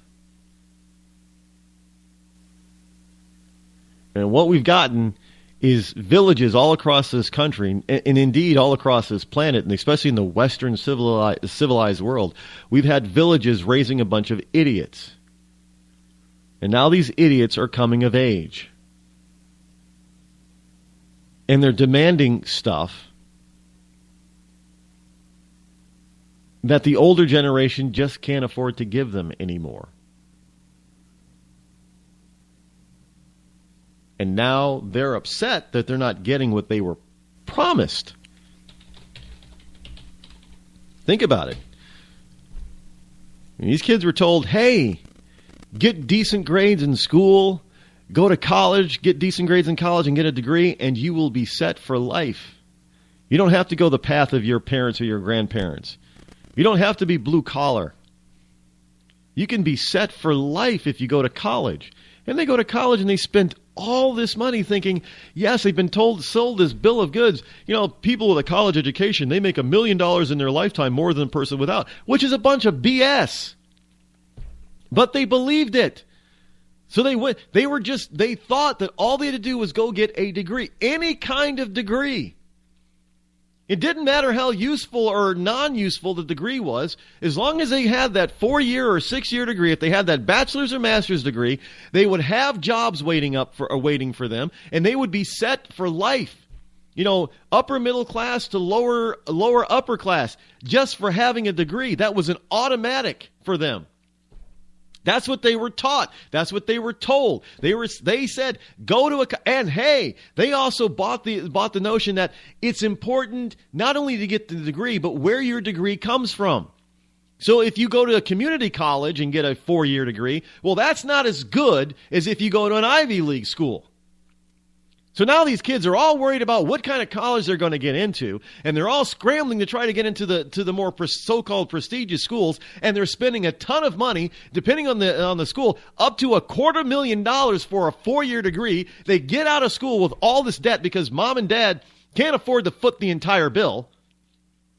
You know, they've already maxed out their credit cards and they second and third mortgaged their house. There is no more money from them, so they're starting to drain their retirement accounts, and they're going to be dead broke by the time they're 70. But they've put their kids through school. The kid still has $100,000 in debt, and he gets out with a useless degree from a prestigious school with all this debt, and business says, well, that's a use. You didn't learn anything. We can't hire you because you're not going to be useful to us. And what the kid hears is that this rich, evil person who's making $1 million a year refuses to hire them. After they've been taught that this rich person would automatically hire them if they got a 4-year degree. They were sold a bill of goods, they were lied to, and they were drugged for most of their life. And now that they're cognizant for the first time, they're not even blaming the people that lied to them. They're blaming the people that told them the truth even from the beginning. Don't go to school to just get any degree. I've heard people, business people tell people that. Look, you got some people that have these business degrees, and you got a lot of businesses that look at these business degrees and say, what? That's a worthless degree that you just spent $60,000 on. And you get these kids that have these business degrees that think they're worth high 5 figures or 6 figures as soon as they get out of school with no experience whatsoever. I mean, they haven't even interned anywhere, so they don't even have that experience. And they've been so pampered that most of them didn't go out and get a part-time job while they were in college. So they don't even have that experience.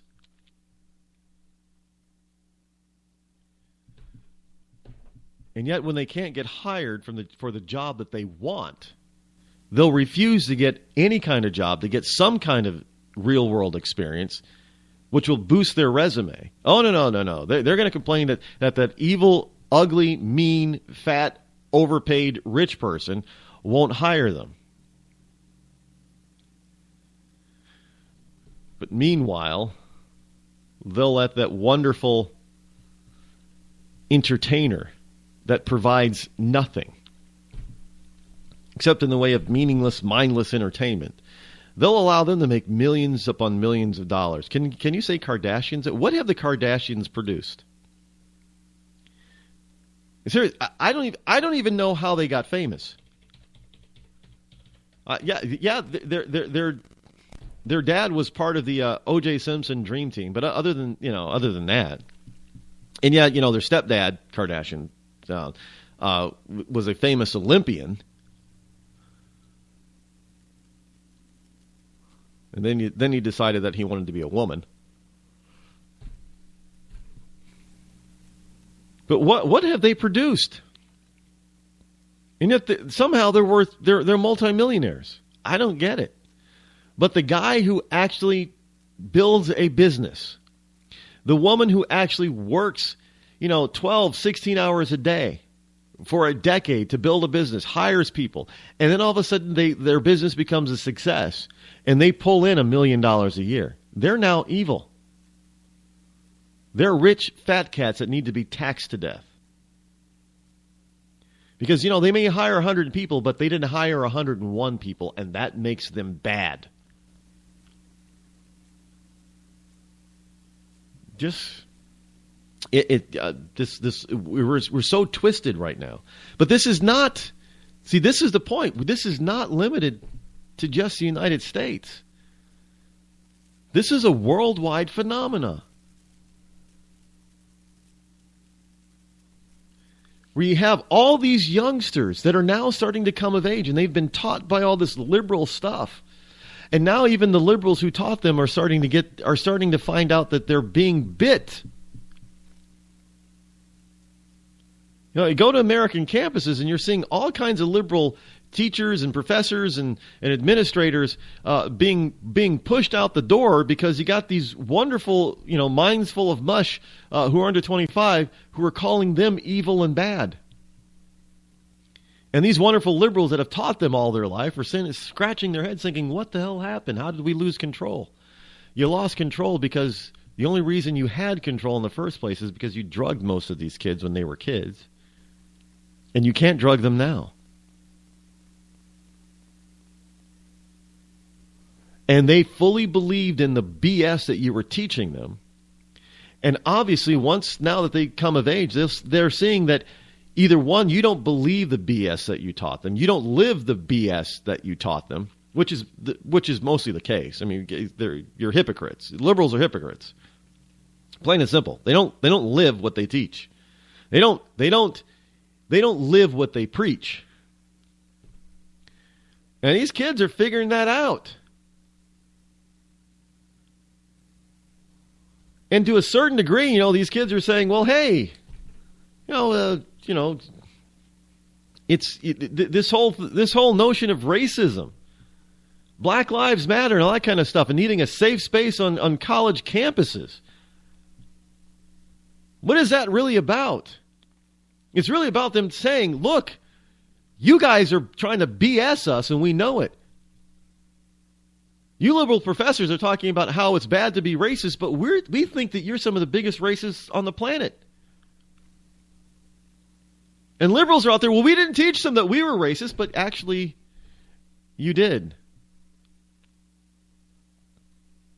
The only reason they didn't challenge you is because you had most of them drugged.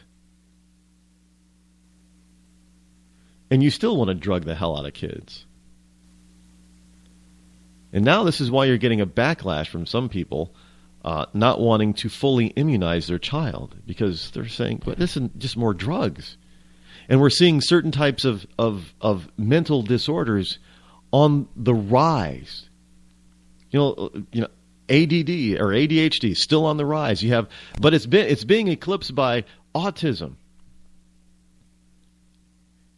Now, I remember, 1 in 300 kids had autism. It's gone from like 1 in 300 to 1 in 60.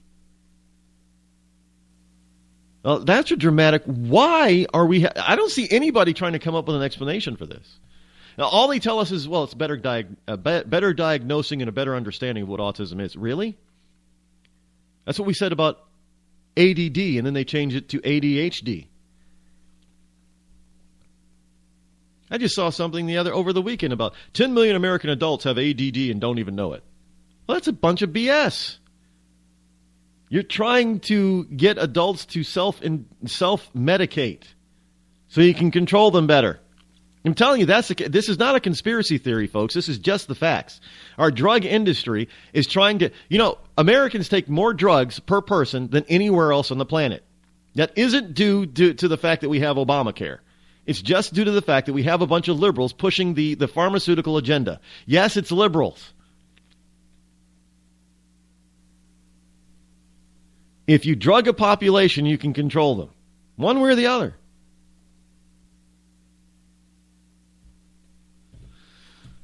And this is bearing out. And you know what? I think, other than pot, the millennials are kind of figuring that out. Which is why they're turning on their masters, as it were. Because they have realized that you're a bunch of fake hypocrites that don't live as you teach. That they realize you don't believe what you preach. And you expect there to be exceptions to the rules that you impose on the rest of us. And we can see that in Washington, D.C. All these wonderful liberal objectives and that they put into liberal bills and become liberal laws, they exempt themselves from a lot of that stuff. You notice that? If it's such a good law, why would they exempt themselves from that same law? You would think that they'd want to willingly jump on that law and live life the way the law says. Because it's so good for everybody, right? It's so wonderful to have those kinds of laws in the books. Why wouldn't everybody want to live that way? Isn't that what they constantly say? Look. For the most part, they tried to foist the Obamacare on us, but yet and still, those in power were being completely 150% at the beginning, 150% exempted from it. Well, if it was such a wonderful bill and such a wonderful law and such a wonderful premise and thought, why would you even think for an instant that you needed to exempt yourself from it?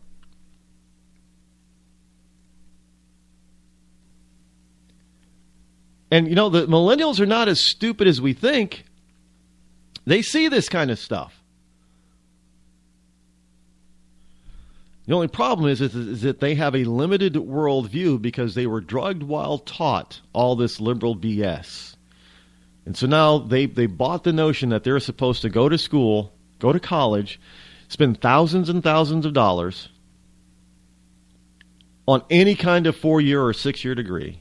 And when they get out, they're going to be blessed with a job that pays them $50,000, $60,000, $70,000 a year or more with no experience whatsoever.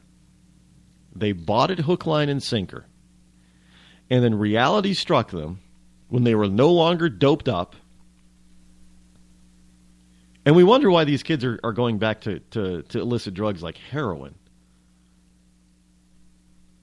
Because I think that they remember the time that they were on Ritalin and all those other legal drugs and realized that the world was so much better then. And young people have taken. Is this a coinkydink?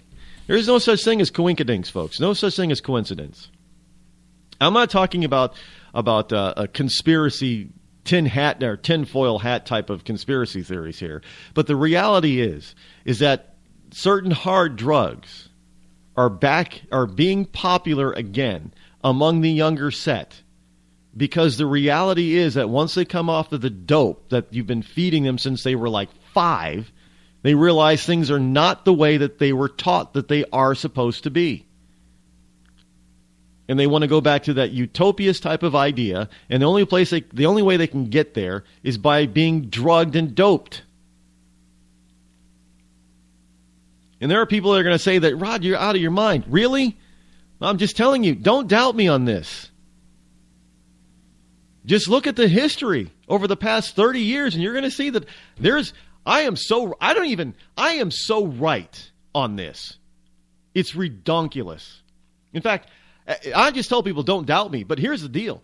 I have been so right about all of this drug issue and the way liberals operate that even I don't understand fully how right I am.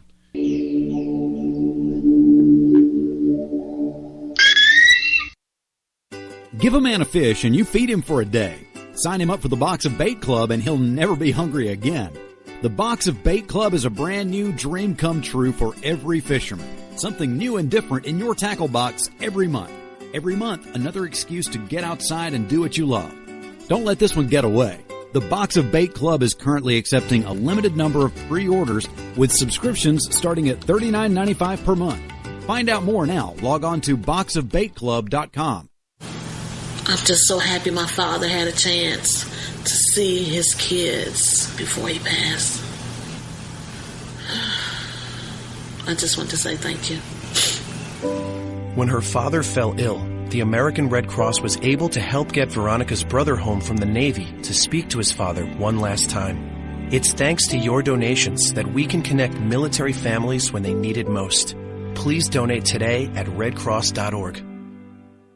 When our water heater broke down last month, it was a nightmare. It took 5 hours for the plumber to show up, and he charged us a couple of $100 just to come out. Then it cost another $1,800 to put in the new water heater. By the time it was all said and done, I felt like I'd been taken. But what else could I do? The smartest thing you can do is get a home warranty from American Residential Warranty. Their home warranties pay to repair or replace all your major appliances when they break, and they will break, and at the worst possible time. Call American Residential Warranty right now for free information on home warranties starting at just pennies a day. Don't wait for your refrigerator to stop running or your ceiling fans to stop turning. Call American Residential Warranty right now. Ask how you can save up to 50% on washer and dryer coverage. Just call 1-800-616-8010. That's 1-800-616-8010. Again, 1-800-616-8010. Call now. Attention business owners. We know that owning a business means getting things done right now. So if your right now list includes a new building, call the Right Now Company. General Steel. We can design a building for your business quickly and save you thousands of dollars. That's right, thousands. You may think General Steel only builds large projects or that you can't afford General Steel quality. Well, check these prices. How about a 40 by 60 foot building for under $22,000 or even a 50 by 100 for under $35,000? That's right, a 5,000 square foot building for under $35,000. And these buildings all have General Steel quality. Best of all, you can still order a building and have it delivered in time to build this year. How's that for right now? So if your right now list includes a new building, call the Right Now Company, General Steel. 800-393-5756. 800-393-5756. 800-393-5756. That's 800-393-5756. Tired of paying outrageous prices for Viagra? Well, we have great news for you. Now you can finally get Viagra at huge discounts. Healthy Man allows you to save up to $500 on Viagra. Why pay U.S. pharmacy prices of $15 per pill or more when you can get Viagra for less than $3 a pill? Call today and get 40 Viagra pills for only $99. This can cost as much as $600 at your local pharmacy. You can't afford not to call us. If you want Viagra at the lowest prices, never pay $15 a pill pharmacy prices again. Get Viagra for less than $3 a pill. Call 800-595-2614 today and save up to $500 and get 40 pills for just $99. Healthy Man is fast, easy, and affordable. Operators are waiting at 595-2614 to take your call now. Call 800-595-2614. That's 800-595-2614. Again, 800-595-2614. Boy, man, I had a rough night's sleep. Boy, I got a letter from the IRS yesterday and I just couldn't sleep.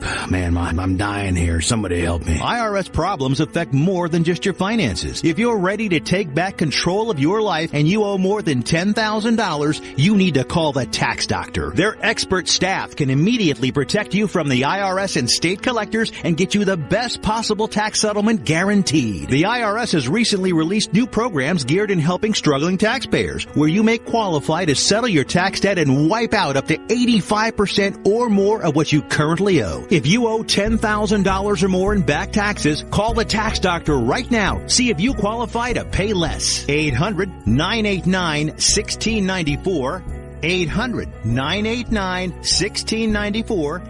800-989-1694. Again, 800-989-1694. On the battlefield, there's a saying America's military men and women live by. Never leave a fallen warrior behind. Ever. Off the battlefield, Wounded Warrior Project operates with the same goal. We leave no warrior behind. Wounded Warrior Project is a non-profit organization created to help our men and women returning home with the scars of war. Whether those scars are physical or mental, we're here to make sure that they heal.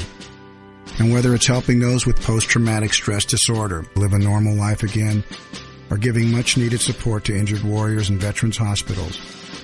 Because no one deserves our help more than the men and women who risk their lives to keep us safe.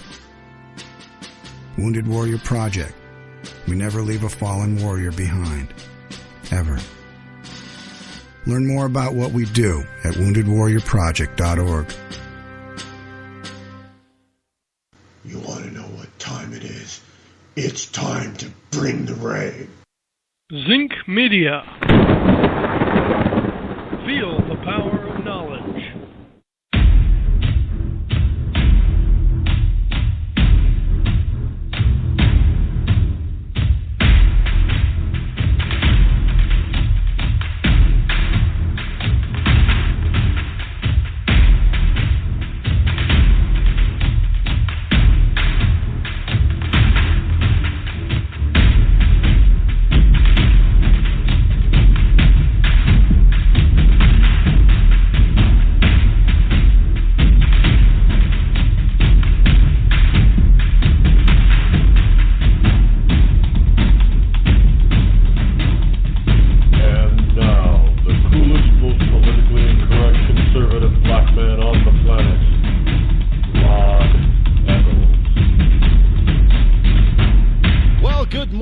To you all, welcome to hour number 3 here on the Rod Eccles Show. The fastest 3 hours in internet talk radio is right here on the Rod Eccles Show. I am, of course, your lovable host, L. Rod, and I am coming to you live from my bunkerized studio somewhere within the great granite state of New Hampshire, where the state motto is still live free or die. It is not big government or bust. This Monday morning, March the 7th, in the year of our Lord 2016.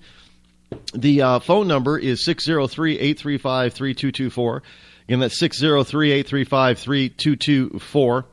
And you can give me a buzz and comment or talk about or espouse or expand on what I have been talking about thus far this day. By the way, speaking of life expectancy, as I was talking about in the last hour, here's some folks. I mean, I know we lost Nancy Reagan over the weekend. She was 94 years old, and that does not diminish the loss and pain that her family is experiencing right now. And my thoughts and prayers go out to the Reagan family. But it's just a continuation of us losing people, important people. And look, I get the fact that, again, she was 94 and we've lost some people that were in their 80s and their 90s, and that's expected. But folks, we lost somebody that wasn't exactly in their 80s or 90s. Ray Tomlinson has passed away. This was, again, yesterday, and this is from Newsmax. Now, people are saying, well, who is Ray Tomlinson? Well, Ray Tomlinson is basically the inventor of the modern day email system. Yeah, that's right. So you may not know who he is, but you feel and run your life daily based on what. Now, I know some people are saying, well, then I can't stand them. Look what they did to email, man. It's nothing but a bunch of junk email in there. Well, yeah, I get it. But at the same time, this guy basically came up with the whole system as we know it today. It was him. And so for those of you who don't realize it, that @ symbol, you have a name. It could be your name or, Fat Slim Jim or whatever, at yahoo.com or at gmail.com or at whatever it is. That was him. He developed this protocol and chose that symbol, the @ symbol, in order to be able to come up with standardized addressing systems so people can. It's easier for email just to go to email. That's Tomlinson came up with that. He developed that whole protocol stuff. Like it or not, that was. And we have to realize that there are in every single development that we have, as far as that we're using today, that we don't give a second thought to. A lot of times, most of the time, it was just a one person or a small group of people, and by small group of people, 5 or less, that come up with a protocol system or invented the protocol or invented the system that we use and take for granted today. Cell phones. That wasn't invented by a mass number of people. That was, a small group of people that came up with that protocol system. The internet, basically, as we know it, was developed by a small group of people. It wasn't this mass government type of thing getting behind it and, all these, 50,000 minds working on the same project. Not at all. But, sometimes we don't understand or know this kind of stuff, so, we don't even think about it. But Ray Tomlinson, he was the guy that came up with this stuff. And for the at symbol, and you gotta give him the credit for it. If he's the one that developed it, developed the protocol system. He was born in 41, and I guess he was kind of old. They put him at 70, 73 or so. And that's the way it goes. So we lose another one. Important, not just celebrity, but important person in the development of humankind is. Now you can argue whether or not a celebrity, a movie star or musician, is important to the development of humankind. But if a person is important to the development of humankind, if a person, if he were not here, then things could be vastly different. Then you could say that of Ray Tomlinson, that the internet would be vastly different if it were not for him. So we definitely mourn the passing of Ray Tomlinson, who was 74, not 73, at the time of his death. And 20 years the junior of Nancy Reagan, who passed away Sunday at the age of 94. It's a huge difference. 20 years, as far as human lifespan is concerned, is big. In the greater scheme of things, 20 years is nothing, but as far as humankind is concerned, 20 years is a massive... Can you imagine what else people like Ray Tomlinson could have accomplished if they put their mind to it, if they had another 20 years to do it? I mean, people speculate that about Steve Jobs. What if Steve Jobs was still alive? What would Apple have come up with? We may never know. Who knows? Maybe someday we'll be able to transcend dimensions and like the old TV show Sliders, we'll be able to to slip into an alternate universe and see where Steve Jobs still lives. What could have happened? I don't know. Do you believe that there are ultimate or unlimited universes out there? In dimensions that we just don't understand. I don't. It's kind of It's not exactly wonderful to think. It's kind of scary to think about. Actually, there could be what do these? Some people say, if you listen to George Neary and some of these other people, I think they've come up with the notion that there are 8 alternative dimensions. So there's a total of 9, or is it 10? I don't know how they come up with that. But let's just say that they're right. There are eight alternative dimensions. So there's 9 total. Do you realize that means that there's a possibility of 9 of you out there in the universe living at the same time? I just don't know how they come up with 9. Maybe I'm misinterpreting what they're saying, but it's kind of hard to follow some of these people because I just don't have that type of mindset.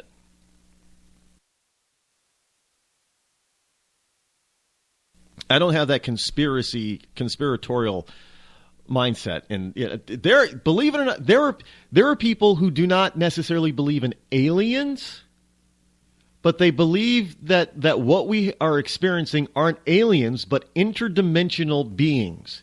So, in other words, it's human beings from an alternate universe coming to our dimension, as it were, and messing with things.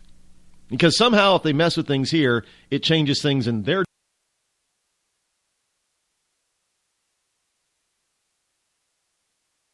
dimension, in their universe, or the time travelers. There's all kinds of stuff.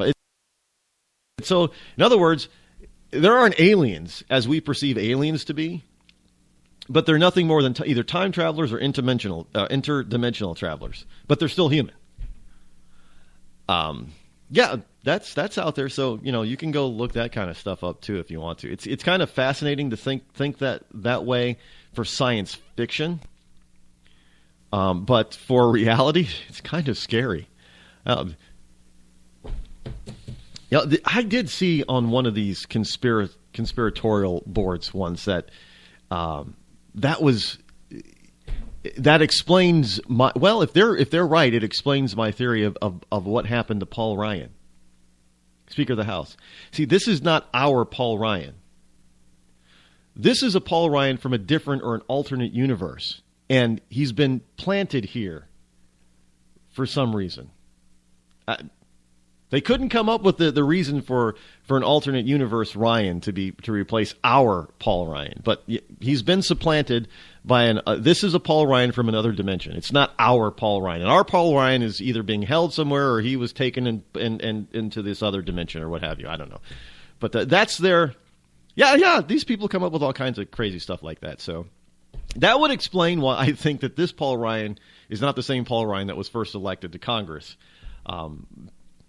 I said maybe that he was, possessed, but this particular board seems to think that he's not possessed. He's just a different Paul Ryan. Hey, remember, there's 9 dimensions out there, so there's 9 of you. So if there's 9 of you, there's probably 9 of Paul Ryan too, and all of them might not be so nice. There's probably an evil dictatorial Paul Ryan out there somewhere too, and everything in between. I guess I don't know.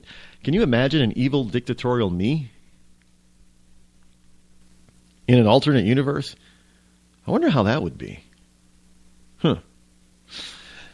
Interesting thought as far as science fiction is concerned. Anyway, hey, there's a California bill that is being bandied about in California. That's why it's a California bill. This is from Hot Air. It would defund government travel to states with religious freedom laws. I know you talk about things trying to, the conspiracy stuff being, crackpot. People are being crackpots if they're conspiratorial and that type of stuff, and alternate dimensional crackpots. And then you run across a story about that comes out of reality like this. A California bill would defund government-sponsored travel to states with religious freedom laws. You can't make this stuff up. A California lawmaker has introduced a bill that would ban government-funded travel to states with laws that he says discriminate on sexual orientation, gender identity, or gender expression. And he says no one wants to send employees into an environment where they would be uncomfortable. So says Democrat Evan Lowe and John Ortiz.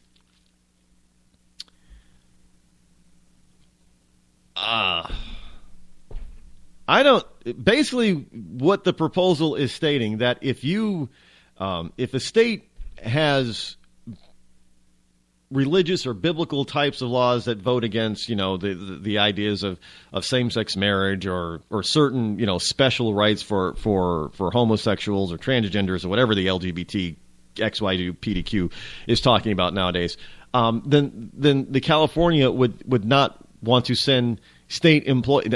They're coming out and saying, hey, you're state employees, remember that. That they wouldn't want to send government employees, state employees to states like that. And frankly, I think that they should pass that law, because I'm sure that those states would very much like to thank California for not sending agents of debauchery into their states and trying to poison their political system with their extreme leftist ideas. So it's not it's a kind of a win-win situation, actually.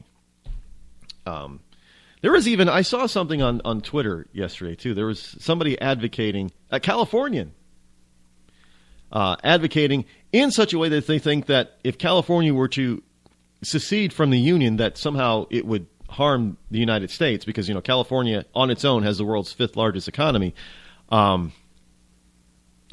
Okay. Go for it. Trust me, California. The rest of the country would probably do cartwheels and handstands and jump up and down and shout for joy if California left the Union. We wouldn't have to support their BS anymore. I'm just hey, you keep all, we'll close the borders too. And you can keep all your ultra liberal. Let's face it. If California went on its own, it would be much like New York City. It would not survive for very long under its current governing system. It can't. And that world's fifth largest economy would soon deteriorate. Trust me on that one. So look, California is very pretty. And there are some nice people out there. Really are. In fact, I will be out in Northern California next month giving a speech, and I am in no way disparaging all California. Look, there are Californians out there. The northern half of California is really pushing for secession from the lower half of California, because the northern half of California is much more. It's far less densely populated than Southern California, but it's also much more conservative than Southern California, and much like, back in the day when Michigan wanted to separate from the Upper Peninsula and the Lower Peninsula, the Northern Californians realized that they're being outnumbered by all those liberals in the South, and it's devastating the northern part of the state. And they realize the only way that they're going to get any type of relief from this overtaxation, over state government regulation, and so people can live more freely, is that they believe that the only thing to do is to turn California into two states. Although there are some things out there, some people and groups out there that believe that California should be broken up into, I do believe, as many as 8 states.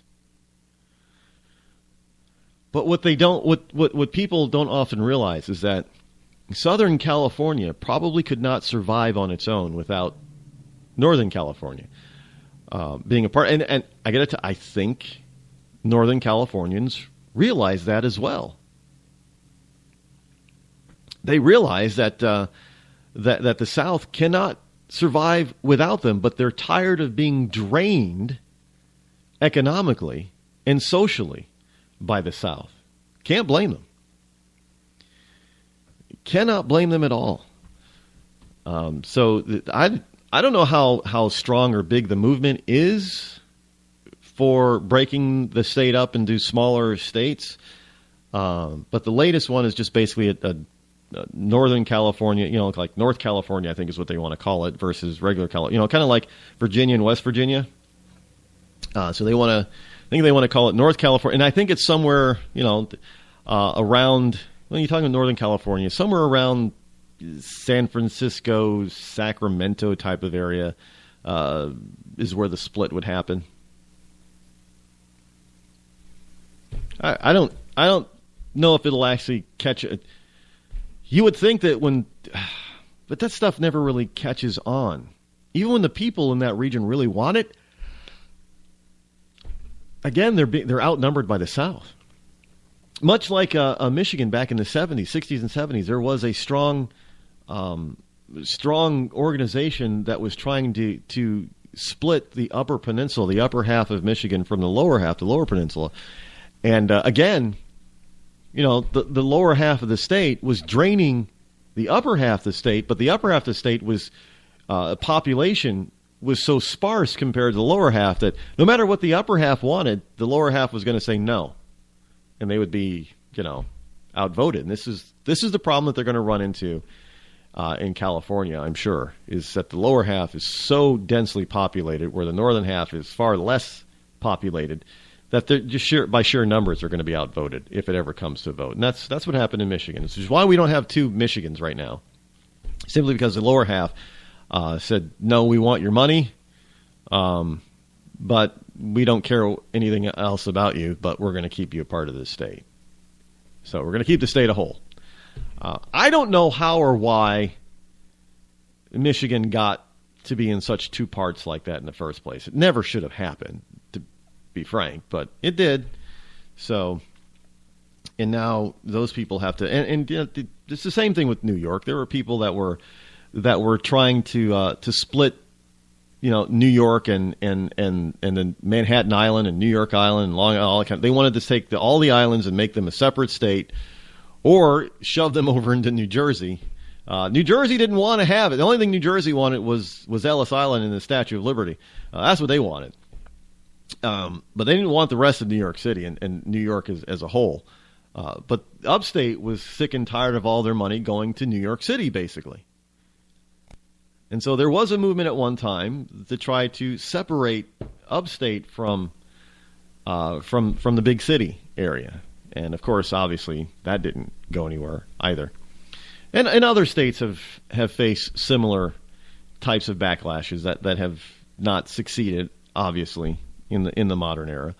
I believe the last time that something like that did happen was the Virginias, when West Virginia split off from Virginia.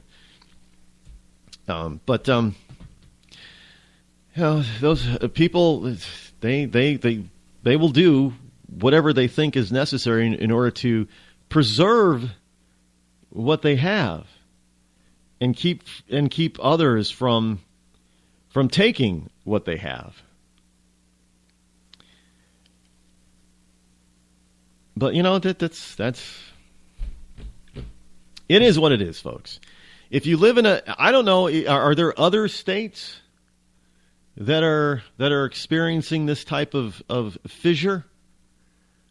Are there other states that want to split in two or thirds or multiples in order to better protect and keep what they? Now, remember, when you have a fairly large state and you turn into a smaller state, there's a lot of stuff that you lose. You lose a lot of political power and capital. You lose a lot of financial power and capital. Obviously, you lose territorial power. But I don't. Do you think that it would really benefit California if they were split into a North and South California? I'm asking people out there. Do you believe that California would benefit by being split in half, basically? I don't. I think it would be devastating to the lower half, to the southern half. I think it would, which is why they're not going to go for it, which is why they're going to outvote the North. I think it would be a boon, both governmentally and economically, for the North to split itself from the South. But again, the South would not experience such wonderfulness, and since they outnumber Northerners in the state of California, they will. Northern California, the only recourse they have is to leave the state. Really, I'm thinking that's probably going to be the end result. Either I don't know how else you can split it. I don't know how else you can split a state. It's with the people, the population of that state is going to get to decide one way or the other at first. And then of course, I'm sure they have to go through Congress and there's all kinds of other procedures in order to make that happen. But it first has to happen within the state itself. And it's kind of like Puerto Rico. How many votes has Puerto Rico had to try to become a state? And Puerto Ricans have voted whether or not they want to be a state. And time after time after time, the people of Puerto Rico have decided that they were better off staying a territory or a possession than being a state. Now, I don't fully understand their reasoning, but they seem to think that they get all the benefits without having all the negative side of being an admitted state of the Union. So, look, and as long as that there is a benefit to them of not being a state, you're going to get the majority of people who want the benefits who are going to say, no, we don't need to become a state. Why add the aggravation to that? And now, because the Puerto Rican economy is so piss poor, they kind of wish that they were a state already, but I don't think the momentum to turn Puerto Rico into the 51st state is on the rise in Puerto Rico. And I don't think that there is a big push in Congress to allow that to happen either. But, as they say, time will tell.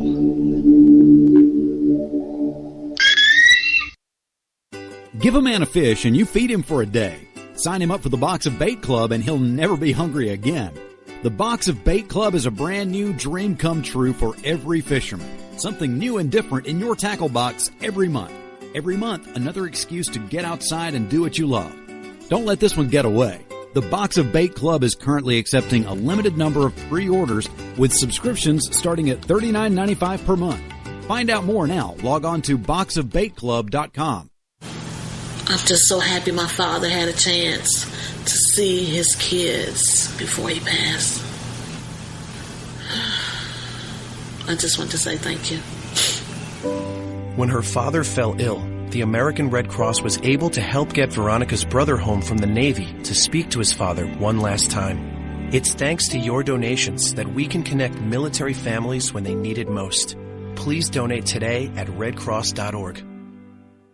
When our water heater broke down last month, it was a nightmare. It took 5 hours for the plumber to show up, and he charged us a couple of $100 just to come out. Then it cost another $1,800 to put in the new water heater. By the time it was all said and done, I felt like I'd been taken. But what else could I do? The smartest thing you can do is get a home warranty from American Residential Warranty. Their home warranties pay to repair or replace all your major appliances when they break, and they will break, and at the worst possible time. Call American Residential Warranty right now for free information on home warranties starting at just pennies a day. Don't wait for your refrigerator to stop running or your ceiling fans to stop turning. Call American Residential Warranty right now. Ask how you can save up to 50% on washer and dryer coverage. Just call 1-800-616-8010. That's 1-800-616-8010. Again, 1-800-616-8010. Call now. Attention business owners. We know that owning a business means getting things done right now. So if your right now list includes a new building, call the Right Now Company. General Steel. We can design a building for your business quickly and save you thousands of dollars. That's right, thousands. You may think General Steel only builds large projects or that you can't afford General Steel quality. Well, check these prices. How about a 40 by 60 foot building for under $22,000? Or even a 50 by 100 for under $35,000? That's right, a 5,000 square foot building for under $35,000. And these buildings all have General Steel quality. Best of all, you can still order a building and have it delivered in time to build this year. How's that for right now? So if your right now list includes a new building, call the Right Now Company, General Steel. 800-393-5756. 800-393-5756. 800-393-5756. That's 800-393-5756. Tired of paying outrageous prices for Viagra? Well, we have great news for you. Now you can finally get Viagra at huge discounts. Healthy Man allows you to save up to $500 on Viagra. Why pay U.S. pharmacy prices of $15 per pill or more when you can get Viagra for less than $3 a pill? Call today and get 40 Viagra pills for only $99. This can cost as much as $600 at your local pharmacy. You can't afford not to call us. If you want Viagra at the lowest prices, never pay $15 a pill pharmacy prices again. Get Viagra for less than $3 a pill. Call 800-595-2614 today and save up to $500 and get 40 pills for just $99. Healthy Man is fast, easy, and affordable. Operators are waiting at 595-2614 to take your call now. Call 800-595-2614. That's 800-595-2614. Again, 800-595-2614. Boy, man, I had a rough night's sleep. Boy, I got a letter from the IRS yesterday, and I just couldn't sleep. Man, I'm dying here. Somebody help me. IRS problems affect more than just your finances. If you're ready to take back control of your life and you owe more than $10,000, you need to call the tax doctor. Their expert staff can immediately protect you from the IRS and state collectors and get you the best possible tax settlement guaranteed. The IRS has recently released new programs geared in helping struggling taxpayers, where you may qualify to settle your tax debt and wipe out up to 85% or more of what you currently owe. If you owe $10,000 or more in back taxes, call the tax doctor right now. See if you qualify to pay less. 800-989-1694. 800-989-1694. 800-989-1694. Again, 800-989-1694. On the battlefield, there's a saying America's military men and women live by. Never leave a fallen warrior behind. Ever. Off the battlefield, Wounded Warrior Project operates with the same goal. We leave no warrior behind. Wounded Warrior Project is a non-profit organization created to help our men and women returning home with the scars of war. Whether those scars are physical or mental, we're here to make sure that they heal. And whether it's helping those with post-traumatic stress disorder live a normal life again, or giving much-needed support to injured warriors in veterans' hospitals. Because no one deserves our help more than the men and women who risk their lives to keep us safe. Wounded Warrior Project. We never leave a fallen warrior behind. Ever. Learn more about what we do at woundedwarriorproject.org. You want to know what time it is? It's time to bring the rain. Zinc Media. Feel the power of knowledge.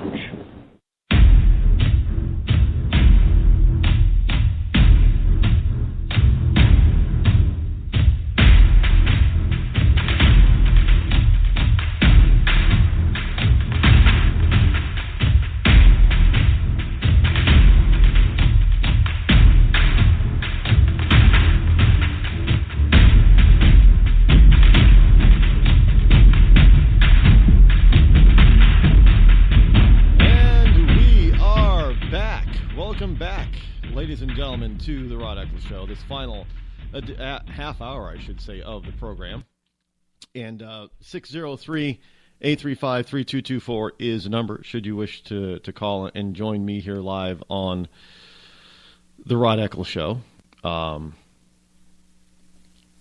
It is, well, a number of different things going on, and I just don't have all the wonderful time to pursue all of this wonderful stuff, unfortunately.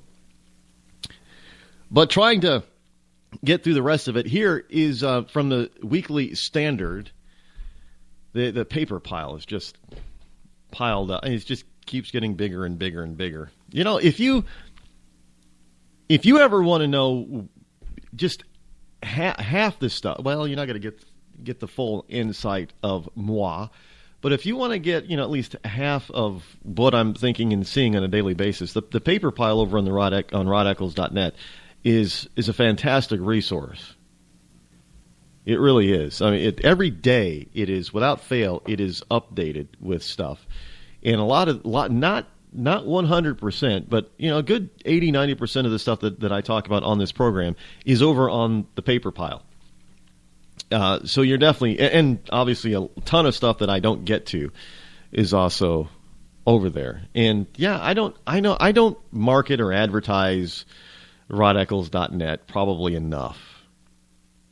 And because I just think that people will find it on their own or what have you. But everybody that talks about marketing and sales and advertising and stuff, they say you got to talk about it more. And I sometimes I just probably come across as being a little uncomfortable about the self-promotion thing. But maybe I need to do well. According to them, I need to do more of it. So there you go. RodEccles.net. Check it out. It's a growing site. You get all kinds of stuff. It's the central hub for all things Rod Eccles Show. Social media to if you want to engage me to give a keynote speech or to participate in a program that you have anywhere in the country. Like I said, next month, April, I'll be in California. I do believe in May. I think I may be in Florida. I'm not sure where. I've been booked in places like Pennsylvania and New York and the Carolinas. If you want me to come out and speak, you can go to RodEccles.net and check out the speaker and events pages and yeah, I look forward to meeting everybody out in California next month, April. Be here about a month from now, I think. Be here before we know it. Just before tax day. Maybe I won't come back. Maybe I'll go from California to Canada to, I don't know. There's nothing in Canada that I really... Canada's a beautiful country, though. But Canada, they've just elected a very liberal person up there. I'm not one to try to get involved in another country's internal politics. Because one, I don't live there. Two, I'm not a citizen of there. And I don't like it when foreigners meddle in U.S. politics. So I'm not going to be one who meddles in another country's politics. I mean, I can give you my opinion based on the information that I have at hand. And I think maybe that electing this current incarnation of a Trudeau up in Canada, I think maybe Canadians will come to regret that choice, much like many Americans have regretted electing Obama. Will they come to that conclusion within Trudeau's first term? Yeah, maybe not. But I think when all is said and done, they will probably not look favorably upon this young person, because how long did they go? 4 years in Canada too? In 4 or 6 years, this guy's going to be a lot older than he is now. He's 44, 45 now. He's going to be hitting 50 by the time he comes up for re-election. Things are going to look much different. So maybe he'll get reelected, but I think after that it'll be all over with. Kind of like people. We got Obama that thinks that people would reelect him again. I think he would lose in a landslide if he was to run for re-election, if he could. And the populations have these pendulum swings. Usually the pendulum swing is very modest and slight, but sometimes it goes from one end of the swing to the other end. And that's kind of what happened up there in Canada. Now, I don't think that Canada was doing so poorly. Maybe I don't get what was going on up in Canada for them to bring in Trudeau in such a fashion. But I do know that Obama really likes Trudeau, and Trudeau really likes Obama. And Trudeau is going to be here in Washington. Well, it's going to be down in Washington, D.C. And there's going to be a good old-fashioned liberal love fest between the two of them, I'm sure. But still love Canada. Still a beautiful country. And still some very nice and friendly people. But I have to ask, though, have you ever noticed a lot of these internet moguls? All these people that get on the internet and talk about how they can help you make money on the internet. You ever notice that they seem to come from, Australia or from Canada? I'm trying to figure that one out. There's a bunch of, one of the biggest websites or blogs on the web is something called johnchow.com. Now, John Chow he's an immigrant, a legal immigrant, but he's a Canadian citizen now. He's from Canada. And there's a couple of others that I've noticed. And there are some people that some big YouTubers that are like, what is it, the Life Mastery? I forget the guy's name, but he's in, he's out there touting how he makes $50,000 a month. And I watched one of his videos, and he did a video of his penthouse, basically. But his penthouse is, he's Canadian. He's in Vancouver, British Columbia. He's got this $1.2 million home, a beautiful home. Top of the tallest building, one of the two tallest buildings in Vancouver, British Columbia, and he's got a penthouse on like the 40th floor or something like that, whatever. But yeah, gorgeous. But hey, Canadian, and there's a bunch of them. And then if you look at certain professions like the life coaches that you find online, it seems like the more popular ones and more prevalent ones are coming out of Australia. I don't quite get all of that. Why are the Aussies and Canadians dominating certain fields on the internet?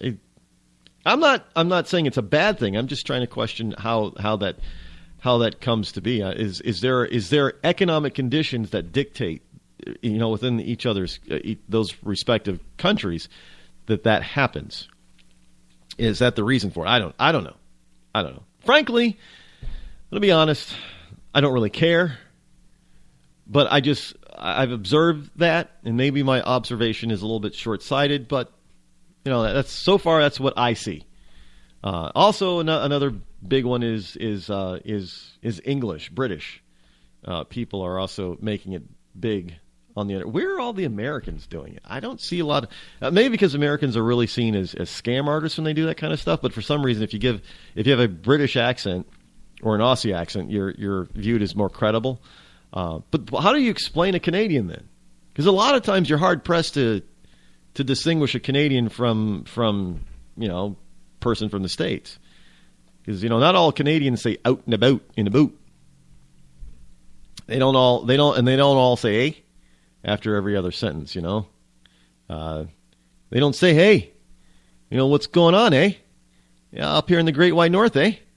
They all don't talk like that. So I guess there goes that theory, because they sound like they're American, from the States, versus sounding like they're from Canada. I don't. Anyway, maybe you can figure it out and explain it to me, Lucy. Castro Brothers, the Weekly Standard. Castro brother says that Hillary's been cleared by the Justice Department. Now, this statement even had show host on CNN scratching their heads, saying, "What? Wait, what?"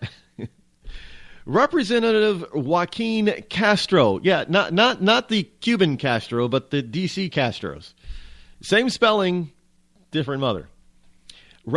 Representative Joaquin Castro, who happens to be the twin brother of HUD Secretary Julian Castro, claimed this morning on CNN,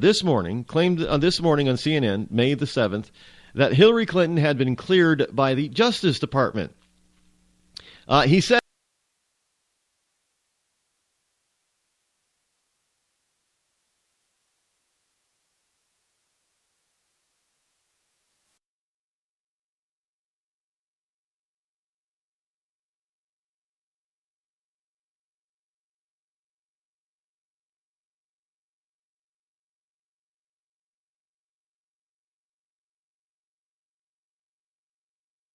it's been settled by the Congress. The Congress has looked into it, the Justice Department has looked into it, and they've cleared her. I did not know that the Justice Department already looked into it. I didn't know that Congress looked into it. And I definitely didn't know that if they did look into it, they found no merit of any of the charges and cleared her. And if they cleared her, why is the FBI still investigating?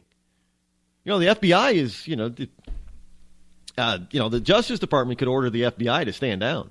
So why is the FBI still investigating? Now, all of Castro's fellow CNN guests and even host Dana Bash took exception with Castro, saying the Justice Department, saying that they had cleared Clinton. By the way, just as a note of interest, it has been rumored that one of the Castro brothers is thought to be on Hillary Clinton's short list for VP.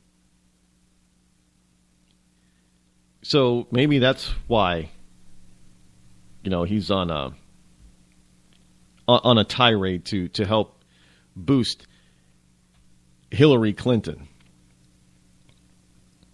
But I didn't know that she was cleared, especially since we've got other things going on out there for as it pertains to her when it comes to her server.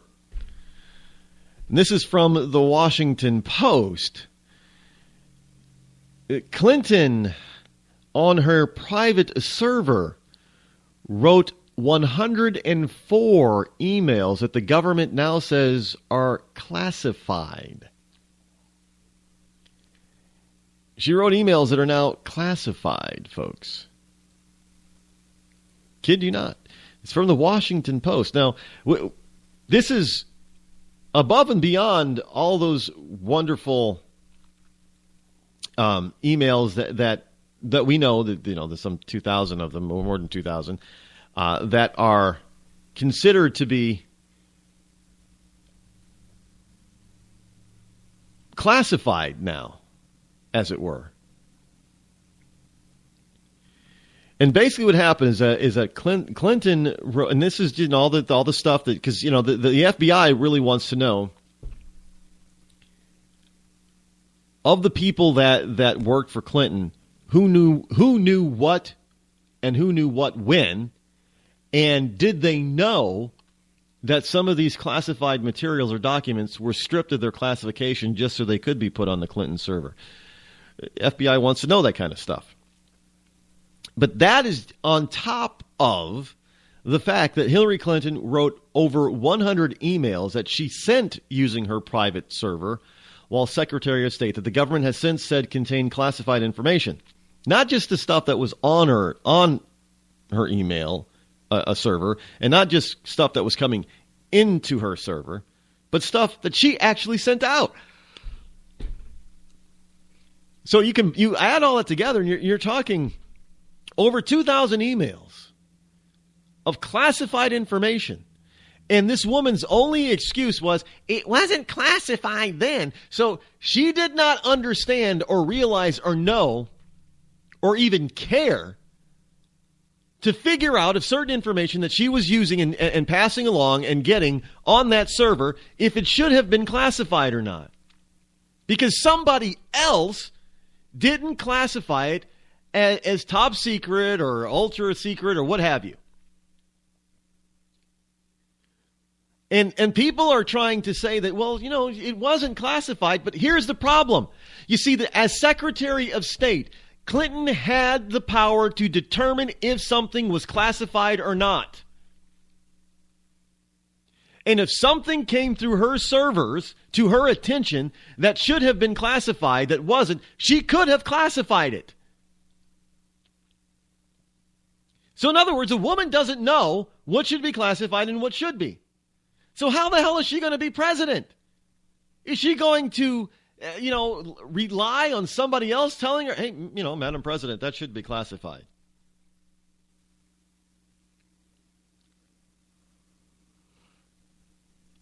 So Clinton wrote over 100 emails that she sent using her private server while Secretary of State that the government has since said contained classified information.